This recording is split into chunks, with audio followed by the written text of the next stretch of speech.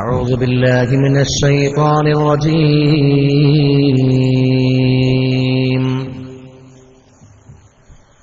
بسم الله الرحمن الرحيم.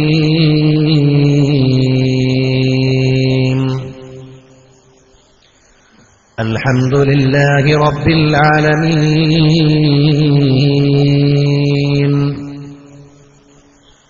نحمده ونستعينه ونؤمن به ونتوكل عليه ونعوذ بالله من شرور أنفسنا ومن سيئات أعمالنا.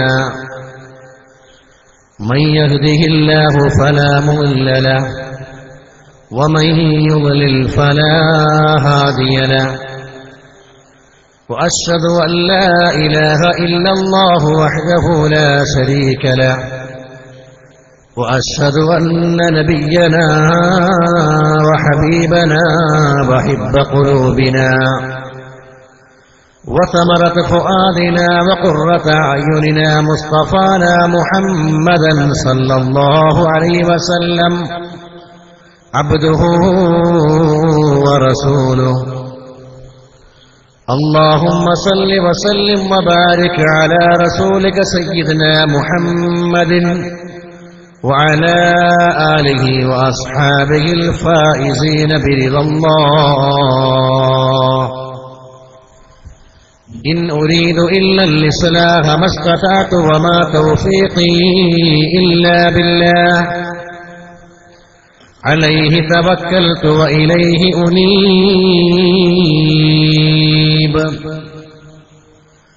رب اشرح لي صدري ويسر لي أمري واحلل عقدة من لساني يفقهوا قولي.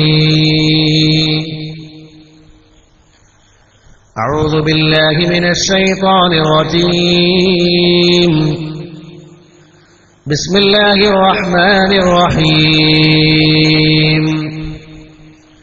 ألف لام ميم. ذلك الكتاب لا ريب فيه هدى للمتقين الذين يؤمنون بالغيب ويقيمون الصلاة ومما رزقناهم ينفقون.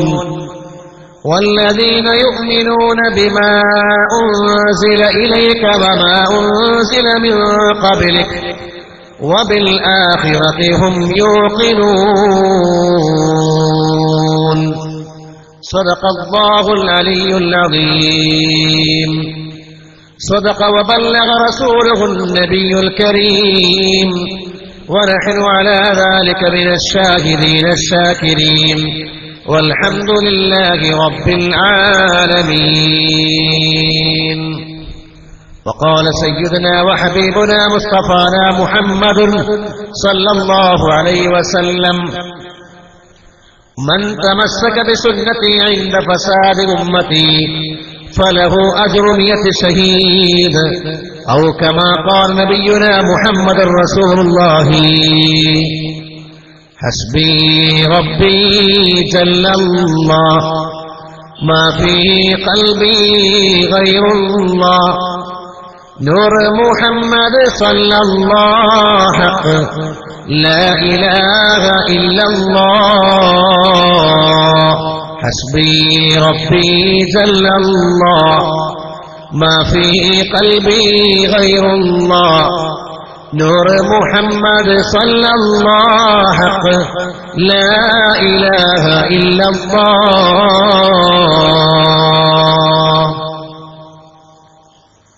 ബഹുമാന്യരായ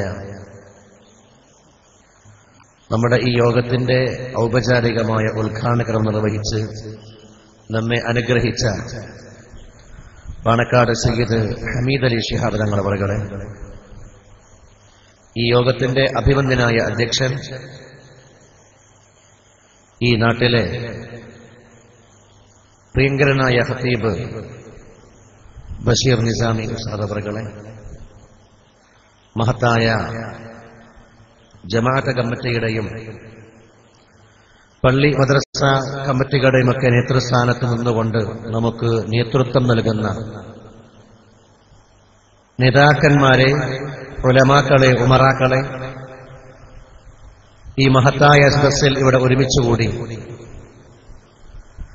ഇവിടെ പറയപ്പെടുന്ന കാര്യങ്ങൾ സാഗൂതം ശ്രദ്ധിച്ച് ജീവിതം ധന്യമാക്കണമെന്ന അതിയായ ആഗ്രഹത്തോടുകൂടെ ഇവിടെ എത്തിച്ചേർന്ന നല്ലവരായ സഹോദര സഹോദരിമാരെ, മുഅ്മിനീങ്ങളെ, മുഅ്മിനാത്തുകളെ, പ്രിയപ്പെട്ട യുവ സുഹൃത്തുക്കളെ, വിദ്യാർത്ഥിനികളെ, പിഞ്ചോമന മക്കളെ, അല്ലാഹു സുബ്ഹാനഹു വ തആല നമ്മുടെ ആഗ്രഹം പോലെ നാം പണിതീർത്ത മഹത്തായ മുഹയ്യിദ്ദീൻ ജുമുഅത്ത് മസ്ജിദിന്റെ ഉദ്ഘാടനവുമായി ബന്ധപ്പെട്ട് പുനർനിർമ്മാണം കഴിഞ്ഞ ശേഷമുള്ള ഈ ഉദ്ഘാടന വേളയിൽ നമ്മളൊക്കെ ഈ മഹത്തായ ഇൽമിന്റെ മജ്ലിസിൽ ഒരുമിച്ച് കൂടിയതുപോലെ നാളെ സ്വർഗത്തിലും അല്ലാഹു നമ്മെ എല്ലാവരെയും ഒരുമിച്ച് കൂട്ടുമാറാകട്ടെ. നമ്മിൽ നിന്ന് സംഭവിച്ചുപോയ തെറ്റുകുറ്റങ്ങൾ, നമ്മിൽ നിന്ന് വന്നുപോയ അബദ്ധങ്ങൾ അല്ലാഹു തആല നമുക്ക് തിരുത്താനും നമ്മുടെ ദോഷങ്ങളൊക്കെ പുറത്ത് ഇനിയുള്ള ജീവിതമെങ്കിലും വിശുദ്ധമാക്കാനും അല്ലാഹു നമുക്ക് ബോധവും തൗഫീഖും ഈമാനിക ചിന്തയും പ്രദാനം ചെയ്യുമാറാകട്ടെ. ഈ മഹത്തായ മസ്ജിദിന്റെ നിർമ്മാണ പ്രവർത്തനങ്ങളുമായി സാമ്പത്തികമായി, ശാരീരികമായി, മാനസികമായി ഈ മഹത്തായ മസ്ജിദിന്റെ കൂടെ നിന്ന് പ്രവർത്തിച്ചവർ, സഹകരിച്ചവർ, സഹായിച്ചവർ, സ്നേഹിച്ചവർ അല്ലാഹു എല്ലാവർക്കും അർഹമായ പ്രതിഫലം പ്രദാനം ചെയ്യുമാറാകട്ടെ. ഇരു വീടുകളിലും വിജയിക്കുന്ന ആളുകളിൽ അല്ലാഹു അവരെയും നമ്മയും ഉൾപ്പെടുത്തുമാറാവട്ടെ. അല്ലാഹുവേ, അവരിലും ഞങ്ങളിലുമുള്ള എല്ലാ നിലക്കുള്ള വിഷമങ്ങളും പ്രയാസങ്ങളും തീർത്ത്, രോഗങ്ങളെ, ബുദ്ധിമുട്ടുകളെ തീർത്ത് പൂർണ്ണമായ ആരോഗ്യവും മനസ്സമാധാനവും നീ പ്രദാനം ചെയ്യണേ അല്ലാഹ്. പടച്ചവനെ, ഞങ്ങളുമായി ബന്ധപ്പെട്ട് പല ആളുകളും പല നിലക്കുള്ള രോഗങ്ങളെ കൊണ്ട് വിഷമിക്കുന്നവരുണ്ട്, പ്രയാസപ്പെടുന്നവരുണ്ട്. റൂഹാനിയായ ബുദ്ധിമുട്ടുണ്ട്, ശൈത്താനിയായ ബുദ്ധിമുട്ടുണ്ട്, ശാരീരികമായ പല നിലക്കുള്ള ആരോഗ്യ പ്രശ്നങ്ങളുള്ളവരുമുണ്ട്. അല്ലാഹുവേ, ഈ മഹത്തായ മസ്ജിദിന്റെ നിർമ്മാണവുമായി ബന്ധപ്പെട്ടുകൊണ്ട് ഞങ്ങൾ സമ്മേളിച്ച് ഈ ശഅബാൻ മാസം അതിന്റെ അവസാന സമയങ്ങളിൽ ഞങ്ങൾ പറയുന്ന വാക്കുകളെ കബൂൽ ചെയ്ത് ഞങ്ങൾക്ക് ഉത്തരം നൽകണേ അല്ലാഹ്. ഞങ്ങളുടെ ദുആകളെ നീ സ്വീകരിക്കണേ അല്ലാഹ്. പടച്ചവനെ, ഇതുപോലെ നിന്റെ പരിശുദ്ധമാക്കപ്പെട്ട ഇൽമിന്റെ വേദിയിൽ സമ്മേളിക്കാൻ ഞങ്ങൾക്ക് ഭാഗ്യമുണ്ടായതുപോലെ നാളെ റൗളത്തും ഇന്ത്യയാളിൽ തന്നെ എന്ന് പറയപ്പെട്ട ഈ മജ്ലിസിൽ ഒരുമിച്ച് കൂടാൻ സൗഭാഗ്യമുണ്ടായതുപോലെ നിന്റെ സ്വർഗ്ഗത്തിലും ജന്നാത്തുൽ ഫിർദൗസിലും ഒരുമിച്ച് കൂടാൻ ഞങ്ങൾക്ക് തൗഫീഖ് താ റഹ്മാനേ. നീ തൗഫീഖ് നൽകണേ റഹ്മാനേ. ഞങ്ങൾക്കുള്ള ജീവിത വഴികളെ നീ ഖൈറിലാക്കണേ അല്ലാഹ്. ജീവിത വഴികളെ നീ തുറന്നുതാ റഹ്മാനേ. അതിനുള്ള പ്രതിബന്ധങ്ങളെ, ശത്രുക്കളെ നീ ദൂരപ്പെടുത്തണേ അല്ലാഹ്. ഇരുലോകത്തും വിജയിക്കുന്ന ഭാഗ്യവാന്മാരിലെ സൗഭാഗ്യശാലികളിൽ ഞങ്ങളെ എല്ലാവരെയും നീ പെടുത്തണേ അല്ലാഹ്. ആമീൻ ബിറഹ്മതിക യാ അർഹമർ റഹീമീൻ. പ്രിയമുള്ള സഹോദര സഹോദരിമാരെ, നമ്മുടെ 10-17 വർഷങ്ങൾക്ക് മുമ്പ് നമ്മുടെ നാട്ടിലെ ഒരു ചെറിയ നിസ്കാരപ്പള്ളിയായി നിർമ്മിക്കുകയും പിന്നീട് 4-5 വർഷങ്ങളായി ജുമുഅത്ത് പള്ളിയായി നമ്മൾ ജുമുഅ നിർവഹിക്കുകയും ഇന്ന് വിശാലമായ സൗകര്യത്തോടുകൂടെ പുനർനിർമ്മാണം കഴിഞ്ഞ് മഹത്തായ മസ്ജിദിന്റെ ഉദ്ഘാടനം ഇന്നലെ ബഹുമാന്യനായ സയ്യിദ് ഹൈദരലി ശിഹാബ് തങ്ങൾ നമുക്ക് വേണ്ടി നിർവഹിച്ചു തന്നെങ്കിൽ അല്ലാഹുവിനെ ഏറ്റവും കൂടുതൽ സ്തുതിക്കേണ്ടയും അല്ലാഹുവിനെ ഏറ്റവും കൂടുതൽ ഓർക്കേണ്ടയും ഒരു സമയത്താണ് നാം ഒരുമിച്ച് കൂടിയത് എന്ന് ഞാൻ ആദ്യമേ നിങ്ങളെ ഉണർത്താൻ ആഗ്രഹിക്കുകയാണ്. കാരണം അല്ലാഹുവിന് വേണ്ടിയുള്ള ഒരു ഭവന നിർമ്മാണം, നമുക്ക് ഇരിക്കാൻ, നമുക്ക് കിടക്കാൻ നാം കിടപ്പാടവും വീടും ഒരുക്കും പോലെ അല്ല, അതിനേക്കാൾ നന്നായി നമ്മൾ നിർവഹിക്കേണ്ട ആരാധനകൾ നിർവഹിക്കപ്പെടേണ്ട പരിശുദ്ധ മസ്ജിദുകൾ, അല്ലാഹുവിന്റെ ഭവനങ്ങൾ, ആ ഭവനങ്ങൾ പണികഴിച്ചാൽ, അതിനുവേണ്ടി സഹകരിച്ചാൽ, അതിന്റെ നിർമ്മാണ പ്രവർത്തനങ്ങളിൽ ഏതെല്ലാം നിലക്കുള്ള സഹകരണങ്ങളും സഹായങ്ങളും അർപ്പിക്കുന്നവോ അവർക്കുള്ള പ്രതിഫലം എന്താണ് എന്ന് മുഹമ്മദ് റസൂലുള്ളാഹി സ്വല്ലല്ലാഹു അലൈഹി വസല്ലം നമ്മെ പഠിപ്പിച്ചിട്ടുണ്ട്. ബഹുമാനപ്പെട്ട തങ്ങളവർ സൂചിപ്പിച്ചതുപോലെ അല്ലാഹുവിന് വേണ്ടി ആരെങ്കിലും ഒരു ഭവനം പണിതീർത്താൽ ബനല്ലാഹു ലഹു ബൈതൻ ഫിൽ ജന്ന, സ്വർഗ്ഗത്തിൽ അതിന് പകരമായി പടച്ചവൻ ഒരു ഭവനം തന്നെ, ഒരു കൊട്ടാരം തന്നെ പണികഴിക്കുമെന്ന് മുഹമ്മദ് മുസ്തഫ സല്ലല്ലാഹു അലൈഹി വസല്ലം. പ്രിയമുള്ള സഹോദരങ്ങളെ, സഹോദരിമാരെ, ഏറെ നാം ചിന്തിക്കേണ്ട ഒരു വിഷയമാണിത്. കാരണം നമ്മുടെ ജീവിത പശ്ചാത്തലങ്ങൾ, നാം ജീവിക്കുന്ന പശ്ചാത്തലങ്ങൾ പരിശോധിച്ചാൽ വിശുദ്ധ ഇസ്ലാമിന്റെ മൂല്യങ്ങളിൽ നിന്ന്, അല്ലാഹു പഠിപ്പിച്ച സുന്ദരമായ വഴിയിൽ നിന്ന്, ശരീഅത്തി നിയമങ്ങളിൽ നിന്ന്, ഹബീബായ മുഹമ്മദ് മുസ്തഫ സല്ലല്ലാഹു അലൈഹി വസല്ലം നമുക്ക് പരിചയപ്പെടുത്തിയ മാർഗത്തിൽ നിന്ന് ബഹുദൂരം വഴിമാറി സഞ്ചരിക്കുന്ന ഒരു ഉമ്മത്തിനെയാണ്, ഒരു സമുദായത്തെയാണ് നാം ഇന്ന് കണ്ടുകൊണ്ടിരിക്കുന്നത്. ഉമ്മത്ത് മുസ്ലിമ എന്ന് പറയുമ്പോഴും, മുസ്ലിം ഉമ്മത്ത് എന്ന് പറയുമ്പോഴും ഇസ്ലാമിക സംസ്കാരങ്ങളോ ഉമ്മത്ത് മുസ്ലിമയുടെ സംസ്കാരങ്ങളോ ഒന്നും ജീവിതത്തിൽ കാണാത്ത, മാത്രമല്ല നമ്മുടെ സംസ്കാരങ്ങളെ മറ്റുള്ളവർക്ക് വേണ്ടി പണയപ്പെടുത്തിയ അതിദാരുണമായ സാഹചര്യം നാം കാണുകയാണ്. ആ ഒരു പശ്ചാത്തലത്തിൽ നിന്നുകൊണ്ട് ഇത്തരമൊരു പള്ളിയുടെ നിർമ്മാണ വേളവുമായി ബന്ധപ്പെട്ടുകൊണ്ട് നാം ഇവിടെ സമ്മേളിച്ചിരിക്കുമ്പോൾ മസ്ജിദുകൾ കേവലം പണികഴിക്കപ്പെടേണ്ട ഒന്നല്ല. അല്ലാഹുവിന് വേണ്ടിയുള്ള ഭവനങ്ങൾ നിർമ്മിക്കാനും ആ ഭവനത്തിന്റെ പരിപാലനം നിർവഹിക്കാനും കഴിയുക ആർക്കാണ് എന്ന് പരിശുദ്ധ ഖുർആൻ വ്യക്തമായി പഠിപ്പിക്കുന്നുണ്ട്. ഇന്നമാ യഅ്മുറു മസാജിദല്ലാഹ് മൻ ആമന ബില്ലാഹി വൽ യൗമിൽ ആഖിർ വഅഖാമ الصلاة وآتى الزكاة വലം യഖ്ശ ഇല്ലല്ലാഹ്. ആരാണ് മസ്ജിദുകൾ നിർമ്മിക്കുക? ആരാണ് പള്ളികളെ പരിപാലിക്കേണ്ടത്? പള്ളി പരിപാലകർക്ക് ഉണ്ടായിരിക്കേണ്ട യോഗ്യതകൾ എന്തൊക്കെയാണ്? മാത്രമല്ല, പള്ളി പരിപാലനം, പള്ളി നിർമ്മാണം എന്ന് പറയുന്ന മഹത്തായ ഒരു പദവി അല്ലാഹു നൽകുക ആർക്കാണ് എന്ന് വിശുദ്ധ ഖുർആൻ പഠിപ്പിക്കുകയാണ്. ഇന്നമാ യഅ്മുറു മസാജിദല്ലാഹ്, അല്ലാഹുവിന്റെ ഭവനങ്ങളെ നിർമ്മിക്കുക, പടച്ചവന്റെ ഭവനങ്ങളെ പരിപാലിക്കുക. മൻ ആമന ബില്ലാഹി വൽ യൗമിൽ ആഖിർ, അല്ലാഹുവിലും അന്ത്യനാളിലും വിശ്വാസമർപ്പിക്കുന്നവർക്ക് ചെയ്യാൻ കഴിയുന്ന ഒരു കാര്യമാണ്. ലക്ഷങ്ങൾ ചെലവഴിച്ച്, കോടികൾ ചെലവഴിച്ച് അല്ലാഹുവിന് വേണ്ടിയുള്ള ഒരു ഭവനം പണിതീർക്കുമ്പോൾ ഇതിന്റെ പിന്നിലെ താല്പര്യം എന്താണ്? ഇതിന്റെ പിന്നിലെ ലക്ഷ്യമെന്താണ്? മറ്റു യാതൊരു താല്പര്യവുമില്ല. അല്ലാഹുവിന്റെ ഭാഗത്തുള്ള പ്രതിഫലമല്ലാതെ, പടച്ചവന്റെ ഭാഗത്തുള്ള സ്ഥാനമാനങ്ങളല്ലാതെ, നിനക്ക് ഞാൻ നൽകിയ സമ്പത്ത്, നിനക്ക് ഞാൻ നൽകിയ ആരോഗ്യം, നിനക്ക് ഞാൻ നൽകിയ സമയം എന്തിനു വേണ്ടി ചെലവഴിച്ചുവെന്ന് ചോദിച്ചാൽ, അല്ലാഹുവേ, നിന്റെ ഭവനം നിർമ്മിക്കാനും, നിന്റെ ഭവനം പരിപാലിക്കാനും, നിന്റെ ഭവനത്തിന്റെ കാര്യങ്ങൾ നിർവഹിക്കാനും വേണ്ടിയാണ് എന്റെ സമയത്തെ, എന്റെ സമ്പത്തിനെ, എന്റെ ആരോഗ്യത്തെ ഞാൻ ചെലവഴിച്ചത് എന്ന് റബ്ബിനോട് മറുപടി പറയാൻ കഴിയേണ്ടതിനാണ് ഇത്തരം കാര്യങ്ങൾ മുസ്ലിം ഉമ്മത്ത് ചെയ്തുകൊണ്ടിരിക്കുന്നത്. അല്ലാഹുവിന് വേണ്ടിയുള്ള ഭവനങ്ങൾ, പടച്ചവന് വേണ്ടിയുള്ള മസ്ജിദുകൾ, ഇത് പടച്ചവന്റെ പക്കലേക്കുള്ള ഏറ്റവും വലിയ സമ്പാദ്യമായി മാറണം. കാരണം ഹബീബായ മുഹമ്മദ് റസൂലുള്ളാഹ് തങ്ങൾ പഠിപ്പിച്ചു, അല്ലാഹുവിന് ഏറ്റവും ഇഷ്ടപ്പെട്ട സ്ഥലങ്ങൾ പള്ളികളാണ്, എന്നാൽ പടച്ചവന് ഏറ്റവും വെറുപ്പുള്ള സ്ഥലങ്ങൾ അങ്ങാടികളാണെന്ന് മുഹമ്മദ് നബി സല്ലല്ലാഹു അലൈഹി വസല്ലം.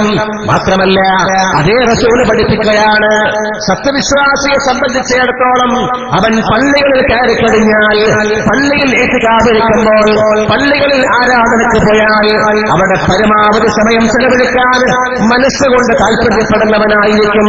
എന്നാൽ അവന്റെ മനസ്സിൽ നിഫാഖുണ്ടെങ്കിൽ, കാപട്യമുണ്ടെങ്കിൽ, അവൻ കപട വിശ്വാസികളെ ലക്ഷണമുള്ളവനാണെങ്കിൽ ഹബീബായ റസൂലുള്ളാഹി പറയുന്നു, പക്ഷിക്കൂട്ടിലിട്ട പക്ഷികളെ പോലെ പെട്ടെന്ന് പള്ളിയിൽ നിന്ന് ഇറങ്ങി ഓടാനായിരിക്കും. നിസ്കാരത്തിന്റെ സലാമെന്ന് കിട്ടേണ്ട താമസം രണ്ടാം സലാം പുറമെ നിന്ന്, പള്ളിയുടെ പുറമെ നിന്ന് കിട്ടുന്ന അവസ്ഥയായിരിക്കും. അതായത് എത്രയും പെട്ടെന്ന് പള്ളിയിൽ നിന്ന് പുറത്തു പോകാനായിരിക്കും അവൻ ആഗ്രഹിക്കുകയെന്ന് സയ്യിദുനാ റസൂലുള്ളാഹ് സല്ലല്ലാഹു അലൈഹി വസല്ലം പള്ളികളിൽ നിസ്കാരം കഴിഞ്ഞാൽ നിസ്കാരം കഴിയുമ്പോഴേക്ക് പ്രത്യേകിച്ചും ജുമാനാളുകളിലൊക്കെ ഒരു സലാം വെട്ടുമ്പോഴേക്ക് ഒരുപക്ഷെ രണ്ടാം സലാം വെട്ടൽ പള്ളിയുടെ ഗ്രൗണ്ടിൽ നിന്നായിരിക്കും, പള്ളിയുടെ ഇന്റർലോക്കിൽ വെച്ചായിരിക്കും.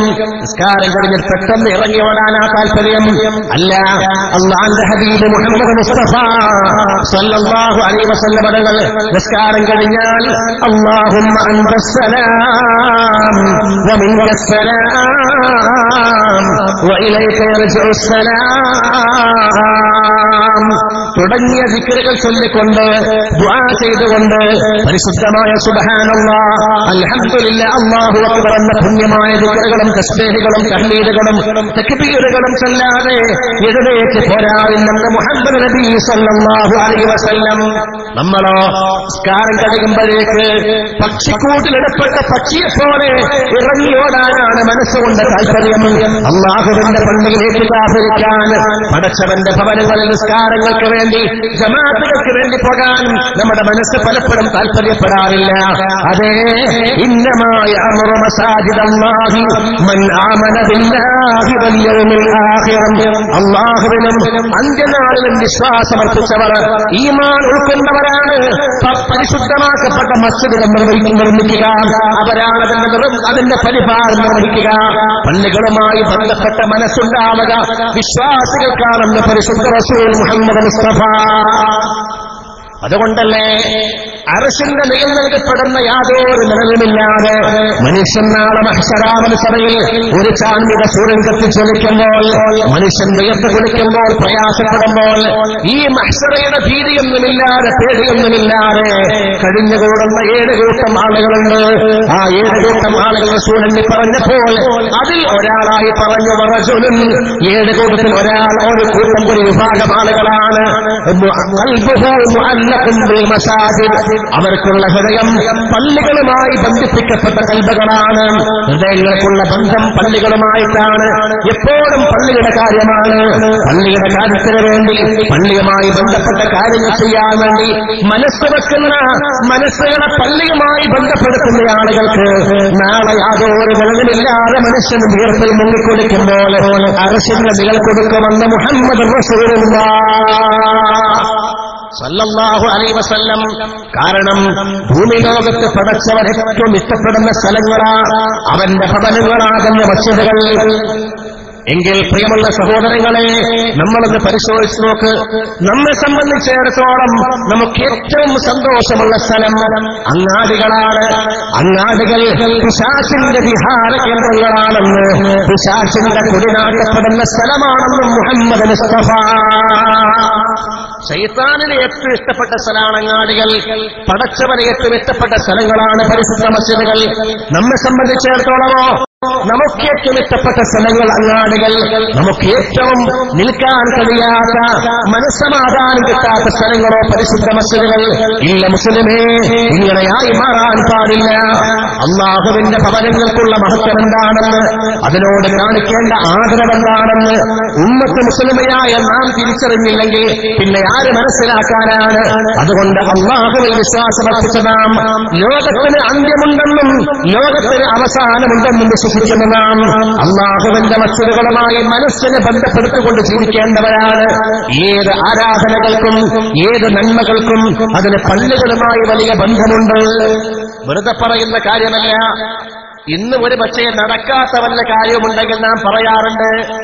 കാര്യം നടക്കൂലെന്ന് കണ്ടാൽ നമ്മൾ പറയും, പോയി പള്ളി പറഞ്ഞാൽ മതിയെന്ന്, അല്ലെ?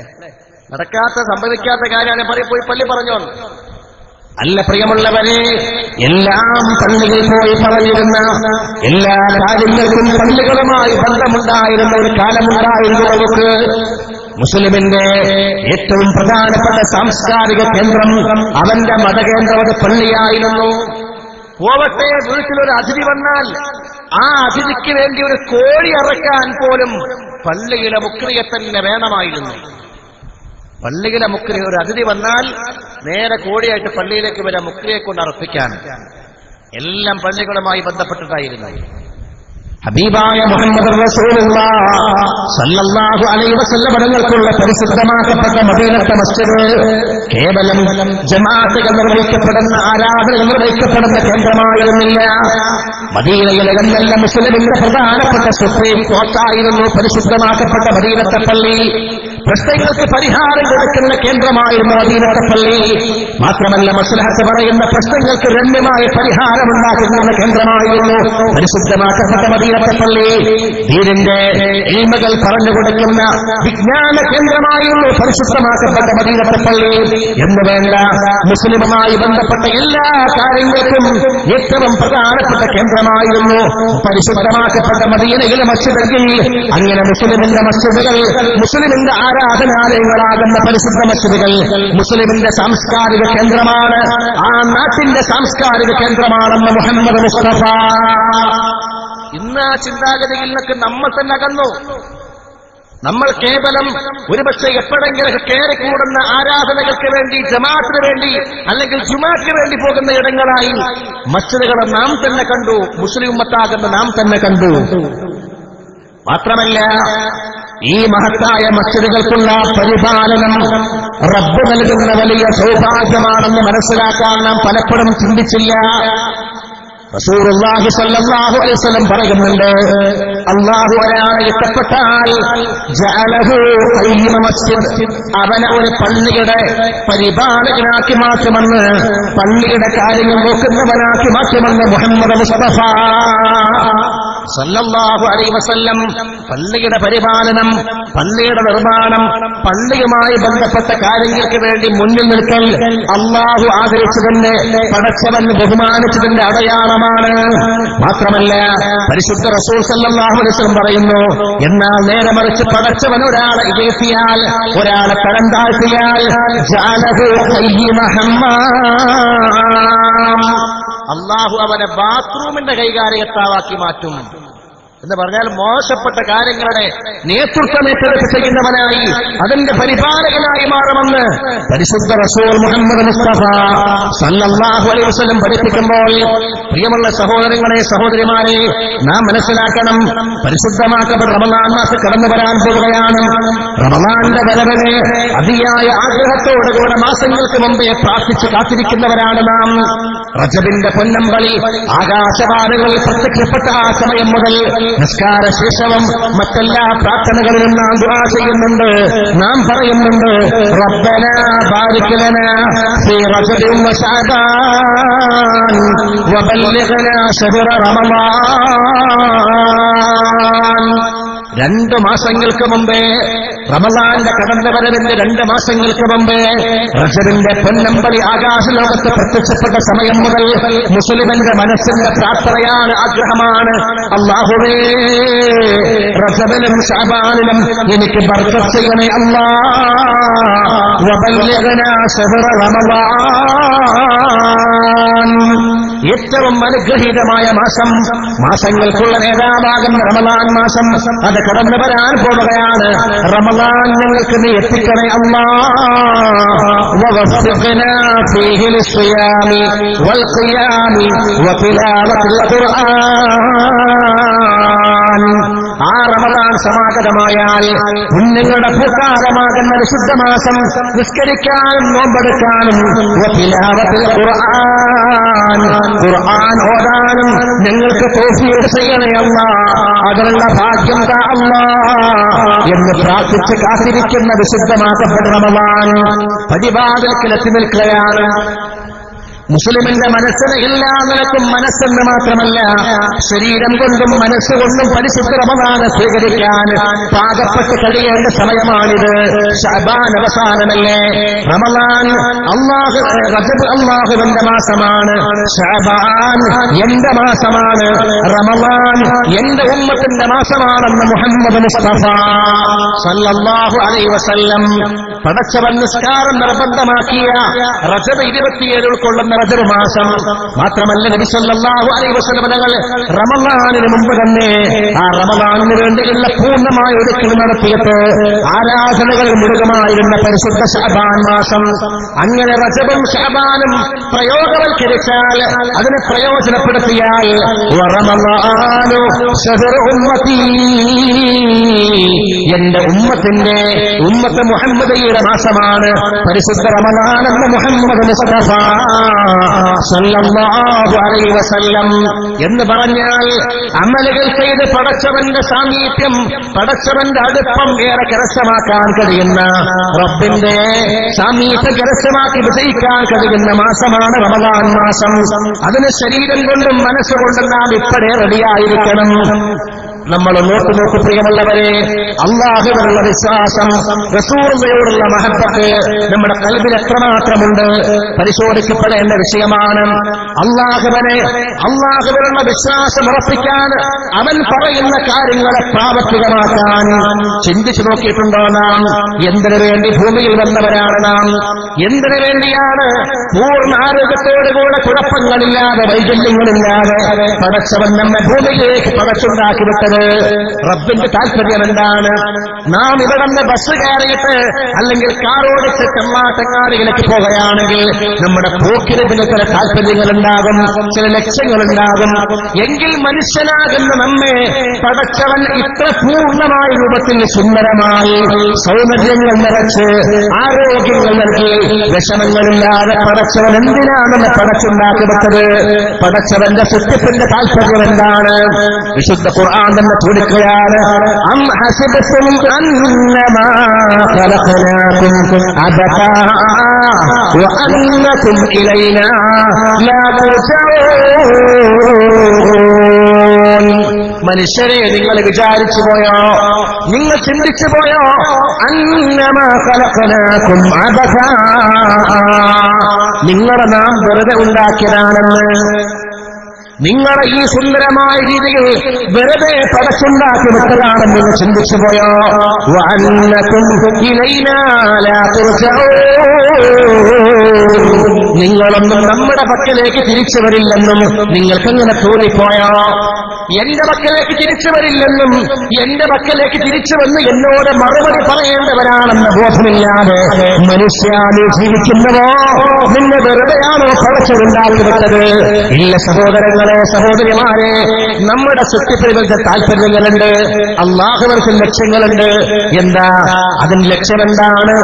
നമ്മുടെ ജീവിതത്തിലുടനീളം അല്ലാഹുവിന്റെ ഓർമ്മയും പടച്ചവന്റെ സ്മരണയും നിലനിർത്താൻ വേണ്ടിയാണ് പടച്ചവൻ നമ്മുടെ ഭൂമിയിലേക്ക് ഉണ്ടാക്കിയെടുത്തതിന്റെ പരിശുദ്ധ റസൂൽ മുഹമ്മദ് മുസ്തഫ. നമ്മുടെ ജീവിതം കൊണ്ട്, നമ്മുടെ ജീവിതം കണ്ടാൽ ആർക്കും മനസ്സിലാക്കാൻ കഴിയണം, ഇവൻ ആരെയോ പേടിക്കുന്നുണ്ട്, ഏതോ ഒരു ശക്തിയെ ഇവൻ പേടിക്കുന്നുണ്ട്. ഏതാണ് ആ ശക്തി? അത് അല്ലാഹുവാണ്, റബ്ബ് സുബ്ഹാനഹു വ തആലയാണ്. ആ റബ്ബാണ് ഇവനെ നിയന്ത്രിക്കുന്നത്. ആ റബ്ബിന്റെ നിയമങ്ങളനുസരിച്ച് ജീവിക്കുന്നവനായിവൻ. അതുകൊണ്ട് എന്റെ പിന്നിലെ ശക്തിയാകുന്ന റബ്ബിനെ തിരിച്ചറിഞ്ഞുകൊണ്ട് ജീവിതം നയിക്കേണ്ടവനാണ് നമ്മളെങ്കിൽ, പ്രിയമുള്ള സഹോദരങ്ങളെ, എന്റെ പ്രിയപ്പെട്ട സുഹൃത്തുക്കളെ, യുവ സുഹൃത്തുക്കളെ, ഞാൻ ചോദിക്കാൻ ആഗ്രഹിക്കുകയാണ്. പരിശുദ്ധ ഇസ്ലാം പഠിപ്പിച്ചു, നിങ്ങൾ ജീവിതത്തിൽ ഏറ്റവും കൂടുതൽ സ്നേഹിച്ചിരിക്കേണ്ടയാളാണ് മുഹമ്മദ് റസൂലുള്ളാഹ്. റസൂലിനെ ആദരിക്കണം, റസൂലിനെ സ്നേഹിക്കണം, റസൂലുള്ളയോട് മഹബ്ബത്ത് വെക്കണം. മനസ്സിന്റെ അകത്തളത്തിൽ ജീവിച്ചിരിക്കേണ്ടയും ഓർമ്മിക്കപ്പെടേണ്ടയും വ്യക്തിത്വമാണ് മുഹമ്മദ് നബി സല്ലല്ലാഹു അലൈഹി വസല്ലം. അശ്ഹദു അല്ലാ ഇലാഹ ഇല്ലല്ലാഹ് വ അശ്ഹദു അന്ന മുഹമ്മദർ റസൂലുള്ളാഹ്. ഈ രണ്ട് ഷഹാദത്ത് ഒരുമിച്ച് കൂടുമ്പോഴാണ് ഒരാൾ വിശ്വാസിയാവുക. കോടിക്കണക്കിന് തവണ അശ്ഹദു അല്ലാ ഇലാഹ ഇല്ലല്ലാഹ് പറഞ്ഞാലും അയാൾക്ക് വിശ്വാസിയാകാൻ കഴിയില്ല. പറയണം അവൻ അശ്ഹദു അന്ന മുഹമ്മദൻ റസൂലുള്ളാഹ്. നിശ്ചയം മുഹമ്മദ് നബി അല്ലാഹുവിന്റെ റസൂലാണെന്ന് എന്റെ കൽബ് കൊണ്ട് ഉറപ്പിച്ച് ഞാൻ നാവ് കൊണ്ട് വെളിവാക്കി പറയുന്നുവെന്ന് മനസ്സിലെ വിശ്വാസത്തോടെ കൂടെ പറഞ്ഞാലല്ലാതെ, അങ്ങനെ വിശ്വസിച്ചാലല്ലാതെ ഒരാൾക്കും മുസ്ലിമാകാൻ കഴിയില്ല. അപ്പോഴാവൻ മുസ്ലിമായി മാറുക. എങ്കിൽ റബ്ബിനെ ആരാധിക്കണം, റസൂലുള്ളാഹിനെ സ്നേഹിക്കണമെങ്കിൽ പ്രിയമുള്ളവരെ, നമ്മൾ ആരെ സ്നേഹിക്കുന്നവരാണ്? നമ്മൾ ആർക്ക് പിന്നാലെ പോകുന്നവരാണ്? മുസ്ലിമിന്റെ ഇമാമാണ്, മുസ്ലിമിന്റെ നേതാവാണ് വിശുദ്ധ ഖുർആൻ. നാളെ ഖബറിൽ ചോദ്യമുണ്ടല്ലോ. മുൻകർ നക്കീർ അലൈഹിസ്സലാം ഒരു മനുഷ്യൻ മരിച്ചുപോയി ഖബറിൽ കൊണ്ടുപോയി അടക്കിക്കഴിഞ്ഞാൽ അവന്റെ മീതെ കല്ലുകൾ വെച്ച് വിടവുകളെല്ലാം നികത്തി മണ്ണ് വാരിയിട്ട് ആളുകൾ തിരിച്ചു വരുമ്പോഴേക്ക് അവന്റെ പക്കലേക്ക് 2 മലക്കുകൾ വരില്ലേ? അലൈഹിമുസ്സലാത്തു വത്തസ്ലീമാ. 2 മലക്കുകൾ വരികയാണ്. ആ മലക്കുകൾ വന്നുകൊണ്ട് ചോദിക്കുന്ന ചോദ്യമുണ്ട്, മൻ റബ്ബുക വമൻ നബിയുക വമാ ഇമാമുക. എന്താണ് നിന്റെ ഇമാം? നിന്റെ ഇമാം എന്താണ്? അൽ ഖുർആനു ഇമാമി. എന്റെ ഇമാം ഖുർആനാണ്. ഖുർആൻ മാതൃകയാക്കി ജീവിക്കേണ്ടവനാണ് ഞാൻ എന്ന് റബ്ബിനോട് മറുപടി പറയാൻ ചൊല്ലിപ്പഠിച്ചിട്ട് കാര്യമുണ്ടോ? അത് മനഃപ്പാടമാക്കിയിട്ട് കാര്യമുണ്ടോ? ഈ കറന്ന് കീറുമെന്നുകൊണ്ട് ചോദിക്കുമ്പോ മറുപടി പറയാൻ കഴിയണമെങ്കിൽ ഖുർആൻ ഇമാമാക്കി ജീവിക്കുന്നവനാകണം നാം, റസൂലുള്ളാഹിനെ സ്നേഹിക്കുന്നവരാകണം നാം, അല്ലാഹുവിനെ ആരാധിക്കുന്നവരാകണം നാം. അത് കേവലം പറഞ്ഞു പഠിക്കേണ്ട ഒന്നല്ല, ചൊല്ലിപ്പഠിക്കേണ്ട ഒന്നല്ല. അതിലപ്പുറത്ത് മനസ്സിൽ ആവാഹിച്ചെടുത്ത് അത് കർമ്മപദങ്ങളെ കൊണ്ടുവരേണ്ടവരാണ് നാം. അല്ലേ? ഇന്ന് എല്ലാം പ്രകടനമായി മാറി, എല്ലാം പ്രകടനങ്ങളായി മാറി. ഷോകളിൽ മാത്രം ഒതുങ്ങി നിൽക്കുന്ന വിശ്വാസമായി, മതമായി നമ്മുടേത്. എല്ലാം ഷോ. റബീഉൽ അവ്വൽ കടന്നു വരുമ്പോൾ റബീഉൽ അവ്വൽ 12മായി ബന്ധപ്പെട്ടുകൊണ്ട് നബിദിനാഘോഷം ആചരിക്കുമ്പോൾ അതും ഒരു പ്രകടനമായി മാറി. റോഡിന് കുറകെ പച്ച ബാനറിൽ ലാ ഇലാഹ ഇല്ലല്ലാഹ് മുഹമ്മദുർ റസൂലുള്ളാഹ് എന്ന ബാനർ കെട്ടിവെച്ചാൽ അവനാണ് ഏറ്റവും വലിയ മുസ്ലിം എന്ന് ചിന്തിക്കുന്ന കാലം. ഇലക്ട്രിക് പോസ്റ്റുകളിൽ ലാ ഇലാഹ ഇല്ലല്ലാഹ് മുഹമ്മദുർ റസൂലുള്ളാഹ്, വീട്ടിന്റെ ചുമരുകളിൽ ഭിത്തികളിൽ ലാ ഇലാഹ ഇല്ലല്ലാഹ് മുഹമ്മദുർ റസൂലുള്ളാഹ്, സഞ്ചരിക്കുന്ന കാറിനകത്ത് തവക്കൽതു അലല്ലാഹ് മാഷാ അല്ലാഹ്. ഇല്ല മുസ്ലിമേ, ഇതെല്ലാം ചുമരുകളിലും അതുപോലെ മറ്റുള്ള സ്ഥലങ്ങളിലും പഠിക്കപ്പെടുന്നുണ്ട്. അതെല്ലാം എഴുതി വെക്കപ്പെടുന്നുണ്ട്. കൽബിനകത്ത് എഴുതി വെക്കാൻ, ഹൃദയത്തിനകത്ത് എഴുതി വെക്കാൻ കഴിയാതെ എനിക്കും നിനക്കും മുസ്ലിമാകാൻ കഴിയില്ല. ആദ്യമുണ്ടാകേണ്ടത് കൽബിലാണ്. കൽബിൽ വിശ്വാസമുറക്കണം. അല്ലാഹുവിലുള്ള വിശ്വാസം റബ്ബ് മാത്രമേ ലോകത്ത് ആരാധിക്കപ്പെടാൻ അർഹനായിട്ടുള്ളൂ എന്ന് കൽബ് കൊണ്ട് വിശ്വാസമുണ്ടാകണം. മുഹമ്മദ് നബി സ്വല്ലല്ലാഹു അലൈഹി വസല്ലം അല്ലാഹുവിന്റെ റസൂലാണെന്ന് കൽബ് കൊണ്ട് വിശ്വാസമുണ്ടാകണം. ചുമരിൽ ഒട്ടിച്ചു വെക്കുന്ന പോസ്റ്ററുകളല്ല, എവിടെയെങ്കിലും എഴുതി വെക്കുന്ന വചനങ്ങളല്ല. തൗഹീദ് കി അമാന സീനോ മെഹ് ഹമാരേ, तौहीद की अमानत सीनों में है हमारे, आसान नहीं मिटाना नामो निशा हमारा. അല്ലാഹുവിന്റെ പരിശുദ്ധ വചനമാകുന്ന ലാ ഇലാഹ ഇല്ലല്ലാഹ് കൽബിനകത്തുണ്ടെങ്കിൽ, നെഞ്ചിലുണ്ടെങ്കിൽ ആസാൻ നഹീ മിതാന, എളുപ്പമുള്ള കാര്യമൊന്നുമല്ല. നാമോ നിശാ ഹമാര, നമ്മുടെ അടയാളങ്ങളെ, നമ്മുടെ പേരുകളെ ചോദ്യം ചെയ്യാൻ, നമ്മുടെ പള്ളികൾക്ക് നേരെ കൈയോങ്ങാൻ, മുസ്ലിം നേരെ വിരച്ചുകൊണ്ടാൻ ഒരാൾക്കും ധൈര്യമുണ്ടാകില്ല, ഒരാൾക്കും ധൈര്യം വരില്ല. അവന്റെ ധൈര്യം ചോർന്നു പോകും എപ്പോൾ? തൗഹീദ് കി അമാനത്ത് സീനോ മെഹ് ഹമാരേ. നീ വലിയ സമ്പത്തിന്റെ ഉടമയാണെങ്കിലെന്നല്ല, നീ വലിയ മസിൽ പവറുള്ളവനാണെങ്കിലെന്നല്ല, നീ വലിയ ഭൗതിക സാമ്രാജ്യം കെട്ടിപ്പടുത്തവനാണെങ്കിലെന്നല്ല, നിനക്ക് അധികാരമുണ്ടെങ്കിലെന്നല്ല, നിന്റെ കൽബിനകത്ത് വിശ്വാസമുണ്ടോ, ലാ ഇലാഹ ഇല്ലല്ലാഹുണ്ടോ, നിന്നെ മറ്റുള്ളവർ പേടിക്കും. നിന്റെ മുമ്പിലെല്ലാം ചെറുതായി പോകുമെന്ന്. ഇന്നമാ യഖ്ശല്ലാഹ മിൻ ഇബാദിഹിൽ ഉലമാ. അല്ലാഹുവിനെ ഭയപ്പെടുന്നവരെ എല്ലാവരും പേടിക്കും. അല്ലാഹുവിനെ കുറിച്ച് മനസ്സിലാക്കിയ ഉലമാക്കളെ ലോകത്തുള്ള സർവവസ്തുക്കളും പേടിക്കുമെന്ന് സയ്യിദുനാ മുഹമ്മദ് മുസ്തഫ സല്ലല്ലാഹു അലൈഹി വസല്ലം. ആ വിശ്വാസമാണ് നമ്മൾ ഉണ്ടാക്കിയെടുക്കേണ്ടത്. നമ്മളൊന്ന് ആലോചിച്ച് നോക്കൂ. ഈ വേൾഡ് കപ്പ് നടക്കുന്ന ഈ ഒരു പശ്ചാത്തലത്തിൽ മലപ്പുറം ജില്ലയുടെ മുക്കുമൂലയിലൂടെ ഒരുപക്ഷേ ദാരിദ്ര്യം കൊണ്ട് പരിവട്ടം കൊണ്ട് വിഷമിക്കുന്ന കുഗ്രാമങ്ങളാണെങ്കിലും ആ കുഗ്രാമങ്ങളിൽ പൊങ്ങി നിൽക്കുന്ന ഫ്ലക്സ് ബോർഡുകൾ, കട്ടൗട്ടുകൾ കണ്ടാൽ തിരിച്ചറിയാം ഈ ഉമ്മത്തിന്റെ മനസ്സിൽ ആരാ ഉള്ളത് എന്ന്. നമ്മൾ തിരിച്ചറിയേണ്ട കാലമാണ്. പരിശുദ്ധമാക്കപ്പെട്ട മസ്ജിദുകളും ജമാഅത്തുകളുമൊക്കെ ഉണർന്നു ചിന്തിക്കേണ്ട ഒരു കാലഘട്ടമാണ്.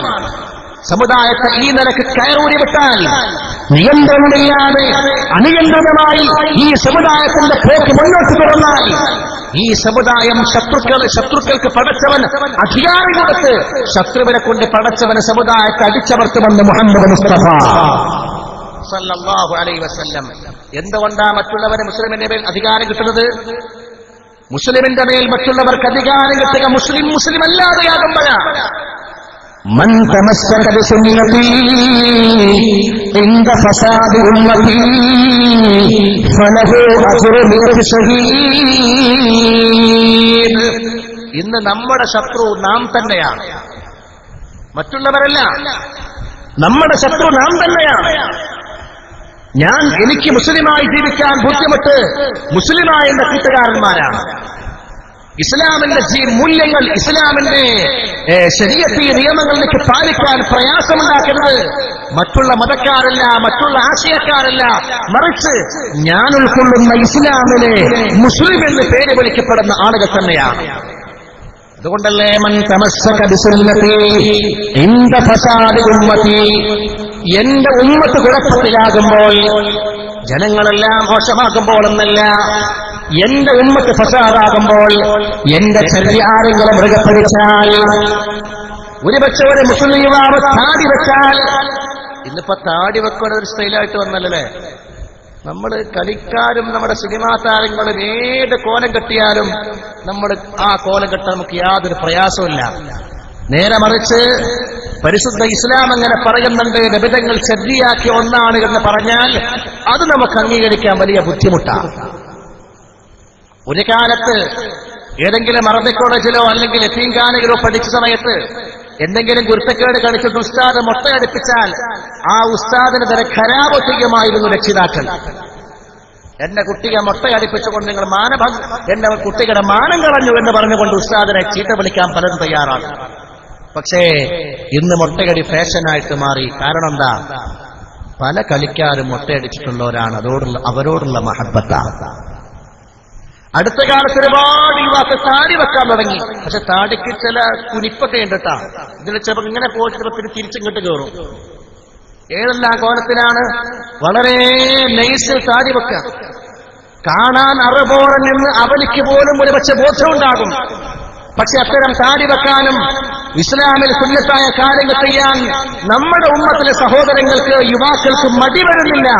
എന്തുകൊണ്ട്? അത് സിനിമയിലെയും കളിക്കാരുടെയൊക്കെ ഫാഷനും വേഷവുമായി മാറുമ്പോൾ നമുക്ക് യാതൊരു ബുദ്ധിമുട്ട് തോന്നുന്നില്ല. നേരെ മറിച്ച് പരിശുദ്ധ ഇസ്ലാം പഠിപ്പിക്കുന്ന പോലെ നിങ്ങൾ മുസ്ലിമായ ഒരു സഹോദരൻ താടി വെച്ചാൽ, വിവാഹം കഴിക്കാത്ത സുഹൃത്താണ്, അവൻ താടി വെച്ചു, അല്പം താടിയും വെട്ടിവെച്ചു, മുസ്ലിം സുഹൃത്തുക്കളാകുന്നവർ തന്നെ പറയും, എടാ താടി വടിക്ക്, പെണ്ണ് കെട്ടേണ്ടയാളാണ്, ഇപ്പോഴത്തെ പെൺകുട്ടികൾക്കൊന്നും താടി വെച്ചോ ഇഷ്ടല്ല എന്ന് പറഞ്ഞ് മുസ്ലിമാകുന്ന റസൂലുള്ളാഹിന്റെ തിരുസഭയെക്കുറിച്ച് പറയുന്ന, അത് വിശ്വസിക്കേണ്ട സഹോദരന്മാർ കൂട്ടുകാർ തന്നെ താടി പഠിക്കാൻ വേണ്ടി പറയാണ് അല്ലെ. നിസ്കാരം കഴിഞ്ഞ് സുന്നത്ത് നിസ്കരിച്ചുകൊണ്ട് റവാത്തിബ് സുന്നത്ത് നിസ്കരിക്കുന്ന സുഹൃത്താണ്. ആ സഹോദരന്റെ റവാത്തിബ് സുന്നത്ത് ഇല്ലാതെയാക്കുന്ന ആരാ? അവന്റെ കൂട്ടുകാർ തന്നെ. അഥവാ അവൻ നിസ്കരിക്കാൻ അവൻ തക്ബീർ കിട്ടിയാൽ പറയും, ഓ ഇന്നലെ വരെ സകല കുറ്റക്കേടും കളിച്ചവനാണ്, ഇന്ന് വലിയ നിസ്കാരക്കാരൻ, നീയൊക്കെ അങ്ങ് നിസ്കരിച്ച് സ്വർഗത്ത് പോകാനല്ലേ എന്ന് പറഞ്ഞവനെ പിന്തിരിപ്പിക്കുകയാണ്. അതേ, മൻ തമസ്സക ബിസുന്നതി ഇൻദ ഫസാദി ഉമ്മതി, എന്റെ ഉമ്മത്ത് കുഴപ്പത്തിലാകുമ്പോൾ എന്റെ ചര്യ ആരെങ്കിലും മൃഗപ്പടിച്ചാൽ വളരെ ബുദ്ധിമുട്ടായിരിക്കും. വേണ്ടാത്തരങ്ങൾ ചെയ്യുന്നവനെ നമ്മൾ പൂവിട്ട് പൂജിക്കുകയും നല്ല ചെയ്യുന്നവരെ അവഹേളിക്കാനും അവനെ മോശമാക്കാനും ശ്രമിക്കുന്ന കാലം എന്നും അങ്ങനെ ഉണ്ടായിരുന്നു. എന്നാൽ ഇന്ന് അത്തരം ശ്രമങ്ങളേറെയാണ്. തോന്നിയാസം ഇതുകൊണ്ട് ജീവിക്കാണോ? അവൻ ആരൊന്നും പറയില്ല. നേരെ മറിച്ച് നല്ലവനായിട്ടൊരാൾ ജീവിക്കുകയാണെങ്കിൽ അവനെക്കുറിച്ച് എന്തെങ്കിലും കുഴപ്പങ്ങൾ കണ്ടെത്താൻ, അവനെക്കുറിച്ച് ആരോപണങ്ങൾ പറയാൻ, അപരാധങ്ങൾ പറയാൻ എല്ലാവരും മത്സരിക്കുകയാണ്. യാതൊരു കുഴപ്പമില്ല. വേണ്ടാത്ര ചെയ്യുന്നവരെ യാതൊരു കുഴപ്പമില്ല. നല്ല ചെയ്യുന്നവനോ എന്നും ജീവിക്കാൻ ബുദ്ധിമുട്ട്, പ്രയാസം. ഒരു മുസ്ലിം യുവാവ് നിസ്കാരം കഴിഞ്ഞ് എല്ലാ ദിക്റിലും പങ്കെടുത്ത ദുആയും കഴിഞ്ഞ് പിന്നെ അവന്റെ സ്വന്തം കാര്യം കൂടി പറഞ്ഞിട്ടാണ് പലപ്പോഴും പോകാറുള്ളത്. നിസ്കാരം കഴിഞ്ഞ് എപ്പോഴും നിസ്കാരത്തിൽ ജമാഅത്തിലുണ്ടാകും, നിസ്കാരം കഴിഞ്ഞ് ദുആക്കുണ്ടാകും, ദുആ കഴിഞ്ഞിട്ട് പിന്നെയും ചിലരൊക്കെ ദുആ ചെയ്തിട്ട് അവൻ പോകാറുള്ളത്. അത്തരമൊരു പ്രിയപ്പെട്ട യുവാവിനെ നിന്റെ മകൾക്ക് കല്യാണ ആലോചന വന്നാൽ നിങ്ങൾ സ്വീകരിക്കോ?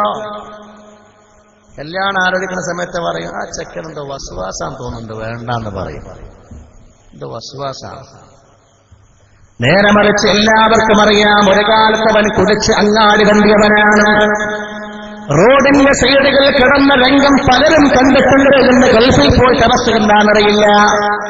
അവന് പുതിയ പുറയായി കിടക്കാൻ, തന്റെ മകളെ ഭർത്താവായി കിടക്കാൻ യാതൊരു വൈഷമ്യവുമില്ല, ഒരു പ്രയാസവുമില്ല. താമര പോലെ ചെക്കനാവരുതെന്നേ ഉള്ളൂ.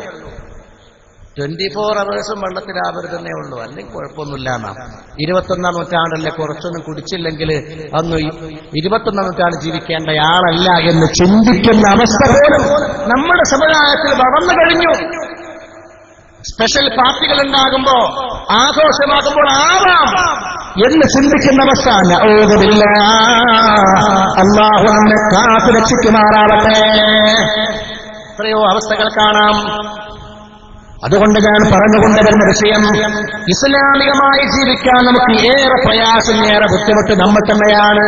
അതുകൊണ്ട് റസൂല് പറഞ്ഞു, എന്റെ ഉമ്മത്ത് മോശമാകുമ്പോൾ എന്റെ ചര്യ ആരെങ്കിലും മൃഗപ്പെടുത്താൽ ഫലഹു അജ്റു മിഅത്തി ശഹീദ്, അവയ്ക്ക് 100 ഷഹീദിന്റെ കൂലി കൊണ്ട് 100 രക്തസാക്ഷികൾക്കുള്ള പ്രതിഫലമുണ്ടെന്ന് മുഹമ്മദ് മുസ്തഫ. വല്ലാതെ ബുദ്ധിമുട്ടേണ്ടി വരും.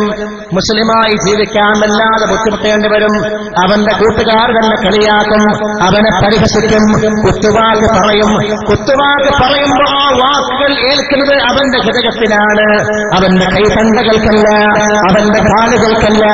ആയുധമെടുത്ത് ശത്രുവിന്റെ മുമ്പിലേക്ക് ചെന്നാൽ വാളെടുത്ത് ശത്രുവിന്റെ വെട്ടുകെട്ടിയാൽ ഒരുപക്ഷെ കൈമുറയും, അല്ലെങ്കിൽ കാലുമുറയും, ശരീര അവയവങ്ങൾ എവിടെയെങ്കിലും മുറയും.